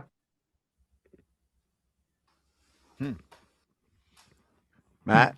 Great shirt, Kratzy. Christopher Dodd. Yeah. Got to rep. You like it? Got to represent. Lansdale, Matt, PA. Matt, State champs, Matt. We'll see you. We'll see you August 17th. We'll be down there. Salute to the champions. It's boring life that I live, Matt. Matt, high school? Were you around there? I grew up there. Yeah, I went to Central Bucks West, which is used to be a football powerhouse, and they opened a third high school. But Christopher Dock, always when I was a teenager, I was writing about Christopher Dock at the local paper, the Lansdale Reporter, which I don't even know if that still exists, but yeah, it is. It's called the North Penn Reporter. Get it right. You're so big city now, Matt. You used to be a writer at the North Penn Reporter, and now it used to be called the North Penn Distorter. And CB West football. Let me tell you something. Like that was like the apex of Northeast football. CB West football was. I took you as more of a nose guard, Matt. But hey, you know what? Maybe you were a cornerback. No, nothing. No. I was nothing. I watched. You watched. High Reporter. school reporter. I know that world. Matt, good stuff, man. Thank you for joining us. Really appreciate it. And make sure you check out Matt's work in the Athletic. The next few days, the Phillies will be active, like he said. Appreciate you, Matt. See you guys. Hey, also the Phillies show, and Matt's got his show too, Phillies Therapy. If you want to listen more to Matt Gelb, you want to listen more to our Phillies show too, Zalecki, Salisbury, Amaro, the whole deal, part of the FT Network. Todd, Father, you want to read this one? Mets have scratched Freddy Peralta from his start tonight per John Heyman. What happened? I think he's hurt. No, just kidding. I think just being cautious. Baseball, you think they figure some stuff out, and all of a sudden something new comes on. Now, if you're going to be traded, you're not doing anything. Right? We're going to put you in a box. Just stay inside. You want to throw a little bit, throw. But we're going to have a trainer next to you, so in case you trip, he can catch. No, I'm kidding. But it does feel like they scratch more guys. It's a little trendy this year. Yeah, it is, right? Scratch and wait. Yeah. I mean, are they allowed to leave the house? Are they allowed to eat whatever they want? Like no stomach aches? You got to be careful leaving. Yeah. You ever seen the movie Bubble Boy? I think it was Jake Gyllenhaal like 30 years ago, but you couldn't go near him, right? Oh, you could. He was literally in a bubble. Yeah. Yeah, kids, look it up. But that's, I guess, Freddy Peralta, Casey Mize, and some more maybe this weekend, Kratz. They've done this for years. They've done this. I know they've done it, but I don't think so, everybody. Kratz. I've never heard of everybody. This. No, bud. They haven't. There's been plenty of times when dudes have been traded and they're like, you can't even go into the dugout. Like, if you get hit by a foul ball, and then you go all the way back to when yesterday was the anniversary of when Amir Garrett charged the Pirates dugout. Remember that? Yasiel Puig had already been traded. They were talking about it in the telecast, and he was just out there playing and ends up getting in the fight. Like, he's already traded from the Reds. So they've been pulling guys at different spots for years. Yeah, but I just feel like the percentage seems a little bit higher right now. Yes, 100%. Like a guy appears, boom, he's scratched. It's like, I mean, I'm missing some, of course, but 2 pitched, Skubal and Skubal and Robbie Ray in the last few days. Yep. And now we've got a Mize and a Freddy P scratch. Am I overthinking it? Maybe, Kratz, but that's what I do here. That's part of my job. But we also live in the helicopter parent generation. We live in the helicopter organization generation. Gee, I don't know why Prelip's not going to be able to throw enough innings for us as we get to the playoffs. Oh, because he's never been built up past 90. I don't know what's going to happen with the White Sox guys in their rotation because, they've never thrown past 5 innings in the minor leagues. Like, yeah, so I get it. And it's on trend that they're going to be like, super scared. We're not going to get our max value out of Freddie P, who we thought was going to be our number 1 when we brought him over this year. And if anything, I mean, sure, you want to get as many starts as you can out of the guy that you're picking up, but you would have thought, maybe they'll scratch Tarik Skubal and you get another start out of him. I mean, you're going to get another start out of Casey Mize if and when he gets dealt, because now he can start for you early next week instead of middle to late next week. Same thing with Freddie P. Getting scratched today. If he gets traded, I mean, he could, depending on how quickly he gets dealt, he could start on Monday, Tuesday, something like that. So here's the line for Freddie. Yeah, just get him there. It's been a weird year. A 4.99 is not what you'd expect from Freddie. And the extension for him is down. It's hurting the heater. The breaking stuff not looking the same. The shapes, all the stuff that the pitching coaches love to gush about. He's not looking as good lately, too. He's looking worse. I'm just telling you, it looks like a prime candidate where he's going to join a different crew and he's going to go, woo, right back up to close to where he was. You have to look at it this way, too. Is Freddy Peralta a playoff starter? The version of Freddy Peralta that teams think they can get him to revert to pretty quickly. Is that a playoff starter for you? And apparently the Mets are asking for a lot. We're going to talk to Ken Rosenthal soon, but apparently they're asking for a lot. Yeah, I think he could be for sure. Yeah. Sometimes a change of scenery is not the best. And I think this just not working out for him in New York. New York's tough, man. Queens is tough. It's a tough place to play in. They're on you no matter what. You better do well or they're going to be on you. And some people can handle it. Not saying he's not, but sometimes you don't like the area you're playing at. There's places I didn't like playing at, So tell us where, Todd. It's Little League down the street. Does it rhyme with Pittsburgh? No, I love playing at Pittsburgh, honestly. Playing in. I love playing in. Yeah. Did I say on Pittsburgh? No, playing in Pittsburgh. Oh, no, I love playing in Pittsburgh. For the Pirates, probably not. Wasn't your favorite. At the time, they were in the org was in a weird place. It was the people above that were. Yeah. Yeah. It was interesting there. Hey, one last point on Freddie, and then we're going to get to Ken in a couple minutes. This could make him a lot of money. He's a free agent after this season. This season's not going in the direction. First of all, now you wipe out the qualifying offer. He's not going to get that. But also, if he pitches well and pitches into the playoffs, people are going to go, oh, the Mets thing, that was a blip. That was a Mets thing. He's back. That's okay. The Freddie that we've seen for years with Milwaukee, that's the Freddie I'm buying. We're going to see a very clear cut. Is this the Freddie or is this the Freddie? He's going to go somewhere else, and you're going to either say, yep, he's back, or nope, I'm worried about him in free agency. That's a thing. He also went from the team that's one of the top pitching whisperer programs out there. Like, look at Kyle Harrison, Giants, Red Sox, boom, stud, Brewers. And I know he's been down a little bit injury-wise too, but the version we've seen of him this year, Kratz, is unlike anything we saw prior. It's exactly what he looked like when he was hot when he first came to the Giants. And then they were like, here, tinker, tinker, tinker. Oh, we can get rid of him? Cool. Red Sox were like, I mean, this was Kyle Harrison's exact words. We tried to do some things that I didn't 100% agree with, and it just never really got any runway. Like, that's the nicest way of saying these dudes really didn't put a lot into me, had no idea who I was as a player, and now I'm dealing. Well, let's talk trade deadline chatter. Ken's up.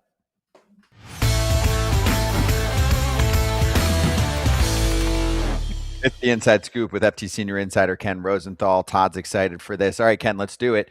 Tarik Skubal, latest update related to the Brewers that you just posted, I found fascinating. Right. Well, obviously the Brewers play in the smallest market in baseball, and a lot of people, including myself, have questioned whether they could take on Skubal's salary, which at the deadline will be about $9.4 million. That will be what is left. And the answer I got this morning from talking to someone who would have knowledge of that is yes, the salary will not be the problem. The problem will be, of course, what the package the Tigers would be. And of course, the Tigers are asking for teams' number one prospects, as you might expect. But do they ultimately get that for a rental? I kind of doubt it. So we'll see where this goes. All right. So are they in line? If they're willing to take the money, are they in line to beat the Dodgers? What we're hearing is, the Dodgers are just going to wait. And your words were wait around the rim and dunk on the league. They're going to be lurking here. Do they have what it takes to get it across? Not if they're going to do it or not, but do they have what it takes to push past the Dodgers? Oh, they certainly have what it takes from a prospect standpoint. This is the game's number one farm system. But the question is, how willing would they be to part with some of those prospects? And with the Brewers, unlike the Dodgers, those young players are the lifeblood of their organization. That's why they can contend year after year. They keep spitting these guys out, bringing them to the major leagues. So from that perspective, yes, they can certainly do it. But again, if you're the Dodgers and you're thinking, okay, we don't necessarily need to do this, we don't have to do it, but if the Brewers and the Rays and other teams are unwilling to cough up their prospects, then the Dodgers, of course, have a great system as well. 9 players in the top 100 on MLB.com.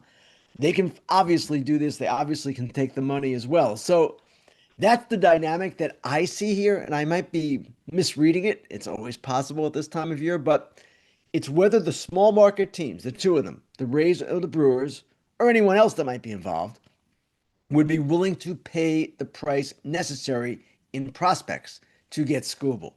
If not, then the Dodgers swoop in. And maybe they swoop in anyway. I don't really know. I love that. I cannot wait to see where he goes. It's going to change baseball as we know it for this year.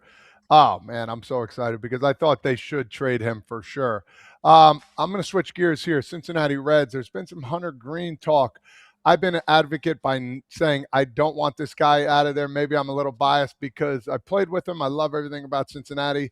Chase Burns and him should be a staple for the next some odd years to come. What are your thoughts about Hunter Greene leaving the Cincinnati Reds and getting traded? Well, Todd, I reported yesterday that they are listening, and actually they're getting hit on by a number of teams interested in Hunter Greene. And you can understand that. He throws a zillion miles an hour, and when right, he's not always right physically, of course. He is one of the more talented pitchers in the game. I'm hearing mixed on their willingness to actually do something here. And there are people telling me, well, yes, if you overwhelm them with the right package, of course they would do it. I'm sure that's true. And then there are people saying he really isn't available because the price is so high. So do I expect him to be traded? I would say I would not say that I would expect it, but it's possible. All right, let's go to the north of the border with the Blue Jays. Are they looking to shed payroll? Are they looking to make a move that will bolster this team for 2027 at this trade deadline? Blue Jays are a very intriguing team here. They have pieces other players or other teams want. And I'm talking about Gossman and Varsho and George Springer and Jeff Hoffman. They're not looking to shed payroll necessarily, but the reality of their situation is if they trade those guys, they will be shedding payroll, and those guys are coming off the books at the end of the season anyway. So the Blue Jays are one of those clubs with the ability to, yes, make sell type trades while also bringing in other players who can help them in 27 and beyond, who are perhaps making some good money. So they're a team that even this morning, I had someone tell me if they have a good weekend against, I believe they're playing the Reds, then maybe they don't sell as heavily. I don't know that that's true, but they're a team to watch because with the financial flexibility they have, the payroll flexibility, they're going to be in position to do really any number of things.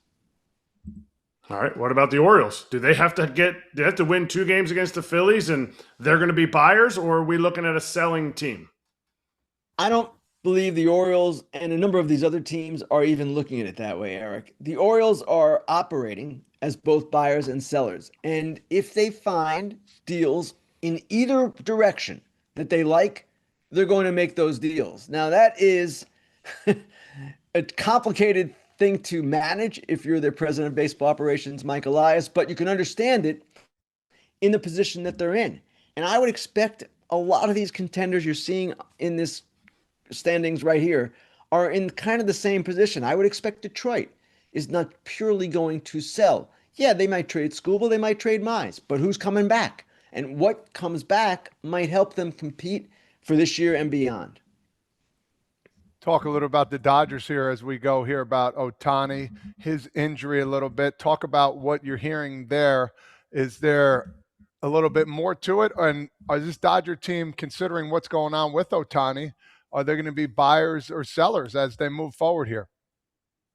Well, the Dodgers are always going to be looking for the best players in the game. Andrew Friedman said that on the record yesterday, and we've seen that time and again. They're going to be involved with Skubal, and they'll be involved with others. But at the same time, they're in a unique spot, as they were last year with their rotation, because Eric Lauer is a guy, they picked him up kind of on a waiver type deal in late May, I believe it was. He's pitched really well for them, and they don't necessarily need him as a starter going forward because Blake Snell's coming back, eventually Tyler Glasnow, and eventually, according to everything the Dodgers say, Shohei Ohtani will be back on the mound. So they can trade Eric Lauer in the same way that they traded Dustin May last year, operating in that sense as a seller. They can do the same thing with Alex Call, with Kike Hernandez coming off the IL soon. So you may see the Dodgers make moves like that. You might see them take their prospects. They have so many outfield prospects and try to rebalance their group of young players by trading some outfielders for catchers or infielders or even pitchers, young players, prospects. They can do any number of things. I know I keep saying that, but that's the reality of the deadline. All these teams are operating on multiple fronts. Buying and selling is rare, but it seems like a lot are doing it. Getting a catcher at the trade deadline is rare, but man, so many names keep coming up. Hunter Goodman, Adley Rutschman, Tyler Stevenson, Ryan Jeffers. Where's that market across the game? And will there be multiple big name catchers moved? Erik, that is one of the more intriguing questions that we're seeing here. There are a number of teams, some big market teams, some prominent teams, the Yankees, the Red Sox, Tampa Bay. They all need catchers. Other teams do too. And other teams look at guys like Goodman and Rutschman and say, well, he's a lot better than what we have. Those guys are premium catchers. Will they get moved? That's another question. And the price for Goodman is, as it should be, rather high. They too are asking for teams' number one prospects and a trade for a guy who's hit 30 plus home runs, 3 years of control after this season. Of course, that's what they would want. I don't know that he gets moved. I don't know that Rutschman gets moved. He's currently on the IL. That kind of complicates matters. Ryan Jeffers, it seems, the Twins clearly are operating as buyers. They acquired AJ Minter last night. I don't see why they would necessarily trade Ryan Jeffers. And then Tyler Stevenson, yes, he's a rental who will go somewhere to some team that needs a catcher. Texas is another one. And even the Dodgers could use a catcher with Will Smith's uncertainty, though it seems like he is making progress coming back from that neck injury. New York Mets, AJ Minter goes bye-bye. See you later. Just one move. Do you think this Mets team is going to make a plethora of moves after we just saw him leave the Mets to go to a different organization? Plethora is a good word, Todd. And I've set the over-under at 6 trades, and I may be on the underside. The Mets are obviously operating as an active seller. We saw the Minter trade. Freddy Peralta supposed to pitch tonight. He has been scratched not because they have a deal in place, but because they are getting significant interest, don't want to take any chances. It's the same thing the Tigers are doing with Casey Mize. Now, I can see the Mets trading Peralta as well as Clay Holmes, who is still working his way back from his fractured fibula. Obviously, they've traded Minter. Brooks Raley, another potential free agent left-handed reliever, is almost certain to go. Luis Robert Jr., Tyrone Taylor, those are the obvious ones. Then Luke Weaver is maybe the biggest question because Luke Weaver is a guy with another year of control. The Mets obviously intend to be better next year. They're going to want to compete again. And Luke Weaver is one of the best relievers in the game. If Mason Miller is not traded, if Adrian Morejon is not traded by the Padres, maybe Weaver is the best reliever available, and maybe the Mets crush it in a trade and just do it. The Brewers are in on Weaver, the Pirates are in on Weaver, and I'm sure other teams are strong as well. John Mozeliak is the interim GM for the Angels. Is it easier for teams now to say, hey, we could possibly get this because they're actually listening? Or is John's just, willing to answer the phone the next positive step? This is another mystery of the deadline, what the Angels are going to do. Now, we saw them make one trade the other night, Chase Silseth and Logan O'Hoppe going to Texas. But the big questions are the starting pitchers with 2 additional years of control. We're talking about Jose Soriano and Reed Detmers, and the shortstop with an additional 3 years of control. That would be Zach Neto. Now, I'm sorry, I'm just watching my text here. Do they actually do something along those lines? I don't know. But the Angels are a team that John Mozeliak has acknowledged need to make changes. So in that sense, while he has also said they don't need to rebuild, if you want to make change, you do it with some players like these guys I just mentioned, Soriano, Detmers, Neto, who are people that will attract good packages for your club. Guys, I can take one more. Okay, well then I'm going to take it. So Ken, we've got you on Fox on Saturday, Yankees and Cubs. So let's finish with what to expect with those teams and what you might be reporting about. The Yankees are obviously looking for a bat, and they need one badly. I don't expect them to be big in Skubal. The other need that they have is bullpen, and if Mason Miller can somehow be pried loose from San Diego, the Yankees would love to do it. I don't know that I see it happening. The Cubs, we just posted a story saying that they're in on Peralta. They're in on all the starting pitchers, including Skubal, for that matter. And they've gotten by lately with the guys that they have, and they've done well with it, but they clearly need more pitching help, both starting and relief, and that's where their activity is going to lie. Okay. Ken, good stuff. Back to the phones. We'll talk to you soon, okay? We'll see you on Fox this weekend. Thanks, guys. Thank you. Yeah, Ken will be on Fox and Fox 1 this weekend. Start your Fox 1 watch 3 days free trial today at fox1.com. I love busy Ken. There is one place to be on trade deadline day. Watching Foul Territory, of course. AJ Przinsky, Erik Kratz, and Scott Braun will be live all afternoon, speaking with insiders, reading tea leaves, and reacting to unfolding deadline drama. Join us on the FT YouTube channel at 1 p.m. ET, and stay locked in through the 6 p.m. deadline next Monday. Foul Territory Network, it's baseball the way it should be covered.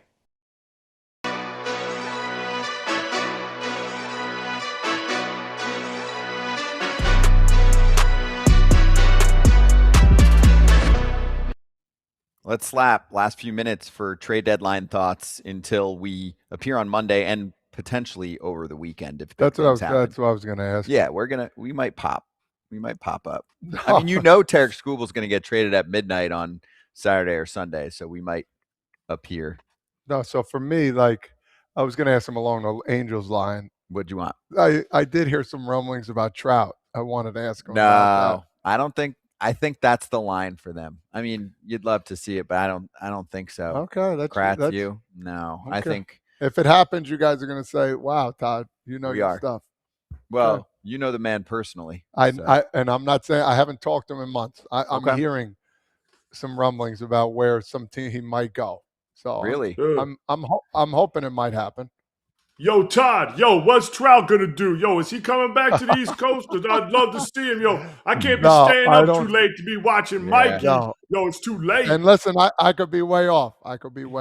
But I would love to see him traded is what I'm saying. Mm-hmm. One day he might be, but I don't think it's yet. That's my thought process here. This game's been crazy, so we'll see. It has. And this trade deadline season will be crazy. And when we talk about, hey, buyers or sellers or both, I think that terminology is going to apply even to the big teams here, right? Like Ken, again, reiterated how a team like the Dodgers have Eric Lauer, and there was a couple people in the chat that were like, the Dodgers should keep Eric Lauer. I'm like, yeah, ideally, but sure. They have so many starters. So many. And eventually he might get bumped out of that role. It's great to have the depth, but then I guess you have to put him in the bullpen. And even the bullpen gets pretty crowded there for LA Kratz. So when you look at a team like that, you still want them to acquire prospects. Guess what they've done really well? You know, remember how we did this for a long time with the Rays? Like if the Rays call about a trade, hang up. The Dodgers have been swiping prospects in trades. It's actually a very underrated thing over the past, 5 to 7 years. Yeah, you don't hear about it though. No. Yeah, because of what they've been getting. But they've gotten a lot in trades from other teams where you're like, wait, what? How did they? I thought the Dodgers are buying. No, they also sell pieces and they still pick up some pieces. And they won't. And I think they'll be more advantageous at this trade deadline in that realm because of the whole Anthony Banda. Like they basically just had to give him away because they ran out of spots for him come the end of spring training this year. Like they liked him. I talked to somebody with the Dodgers and they were like, we don't want to get rid of him, but they only have 40 spots. And so I think I would be surprised if they don't make some roster moves, shifts, all that stuff, and not add this massive, massive piece. I've got one more trivia question I want to finish the show with. Ooh. I was just looking around at teams and who could be traded and all of that, right? So I'm going to focus on a specific statistic, but it's a very well-known stat. Slugging percentage. Do you guys want to take any kind of guess on what the top 5 looks like right now in the sport for slugging percentage? Yordan Alvarez. He is number 1 by far at 640. Schwarber's not in there. No. The guy that you Max watch Goodman frequently is in there. Ben Rice? Hunter Goodman 7th. Ben Rice is 2. Okay, now I'm going to stop you guys for a second because you did what I needed you to do. 3, 4, and 5 all play for the same team. And some of them have popped up in trade rumors. 3, 4, and 5 all with the same team in slugging percentage. Orioles? Tell me if you want it. Tell me if you want it. You want it? Yeah, I mean, we're running out of time. Exactly. The Washington Nationals. Oh, wow. James Wood. That would have been. James Wood's 5. CJ Abrams is 4. Third in baseball right now in slugging percentage. He was a single shy of the cycle last night. Luis Garcia Jr. Wow. has a 566 slugging clip and could be dealt over the next few days. Wow, interesting. Good for him. He has found it. 566. Good for him. 3/4 of the way through the season almost. That's awesome. Yeah. That was the one where I knew he was moving, Kratz, but damn, he's moving. And that's a guy where, Kratz, if the Nats and Phillies did make a deal, Luis Garcia could play first. Bryce Harper brought his outfield glove the other day. Head over to the outfield. You want that righty pop? There's a lot of teams that would love them some Luis Garcia right now, and they would do things that they need to do to put him over at first. He bats left-handed, but that would be a standard Phillies pickup. Another dude that has 0 on base percentage. But hey, you know what? Pop is pop. This dude has mega chase, 0 walk. It is impressive, but he's killing him. Yeah, lefty pop, my bad. But do you buy into someone like that continuing that with another team if he gets dealt? Yes. Why not? Okay, cool. Why not? That's why the Red Sox overpaid for Curtis Mead. Like, they're buying what is happening in the hitting department in Washington, and Washington needs to sell from that plethora. while Kratz is doing Kratz hats with our final 30 seconds here, a reminder to everyone, we're on all day long on Monday starting at 1 o'clock Eastern through the end of the trade deadline, and we could pop up this weekend if something big happens. Why the Padres? Because I think they're going to do something. Everyone's like, everybody look at Mason Miller over here. I think they're going to do something because they realize the last 2 years their lineup hasn't been quite what they want, and I think they're going to make this move that this trade deadline that isn't going to be Mason Miller. That's going to be pretty cool for us to see, and I'm excited for it. Nice. Maybe it happens this weekend. Hopefully everything happens Monday. Enjoy your weekend being interrupted. Make sure you have your notifications on. Don't be allergic to the trade deadline, everyone. That was perfect. Don't be afraid to make a trade.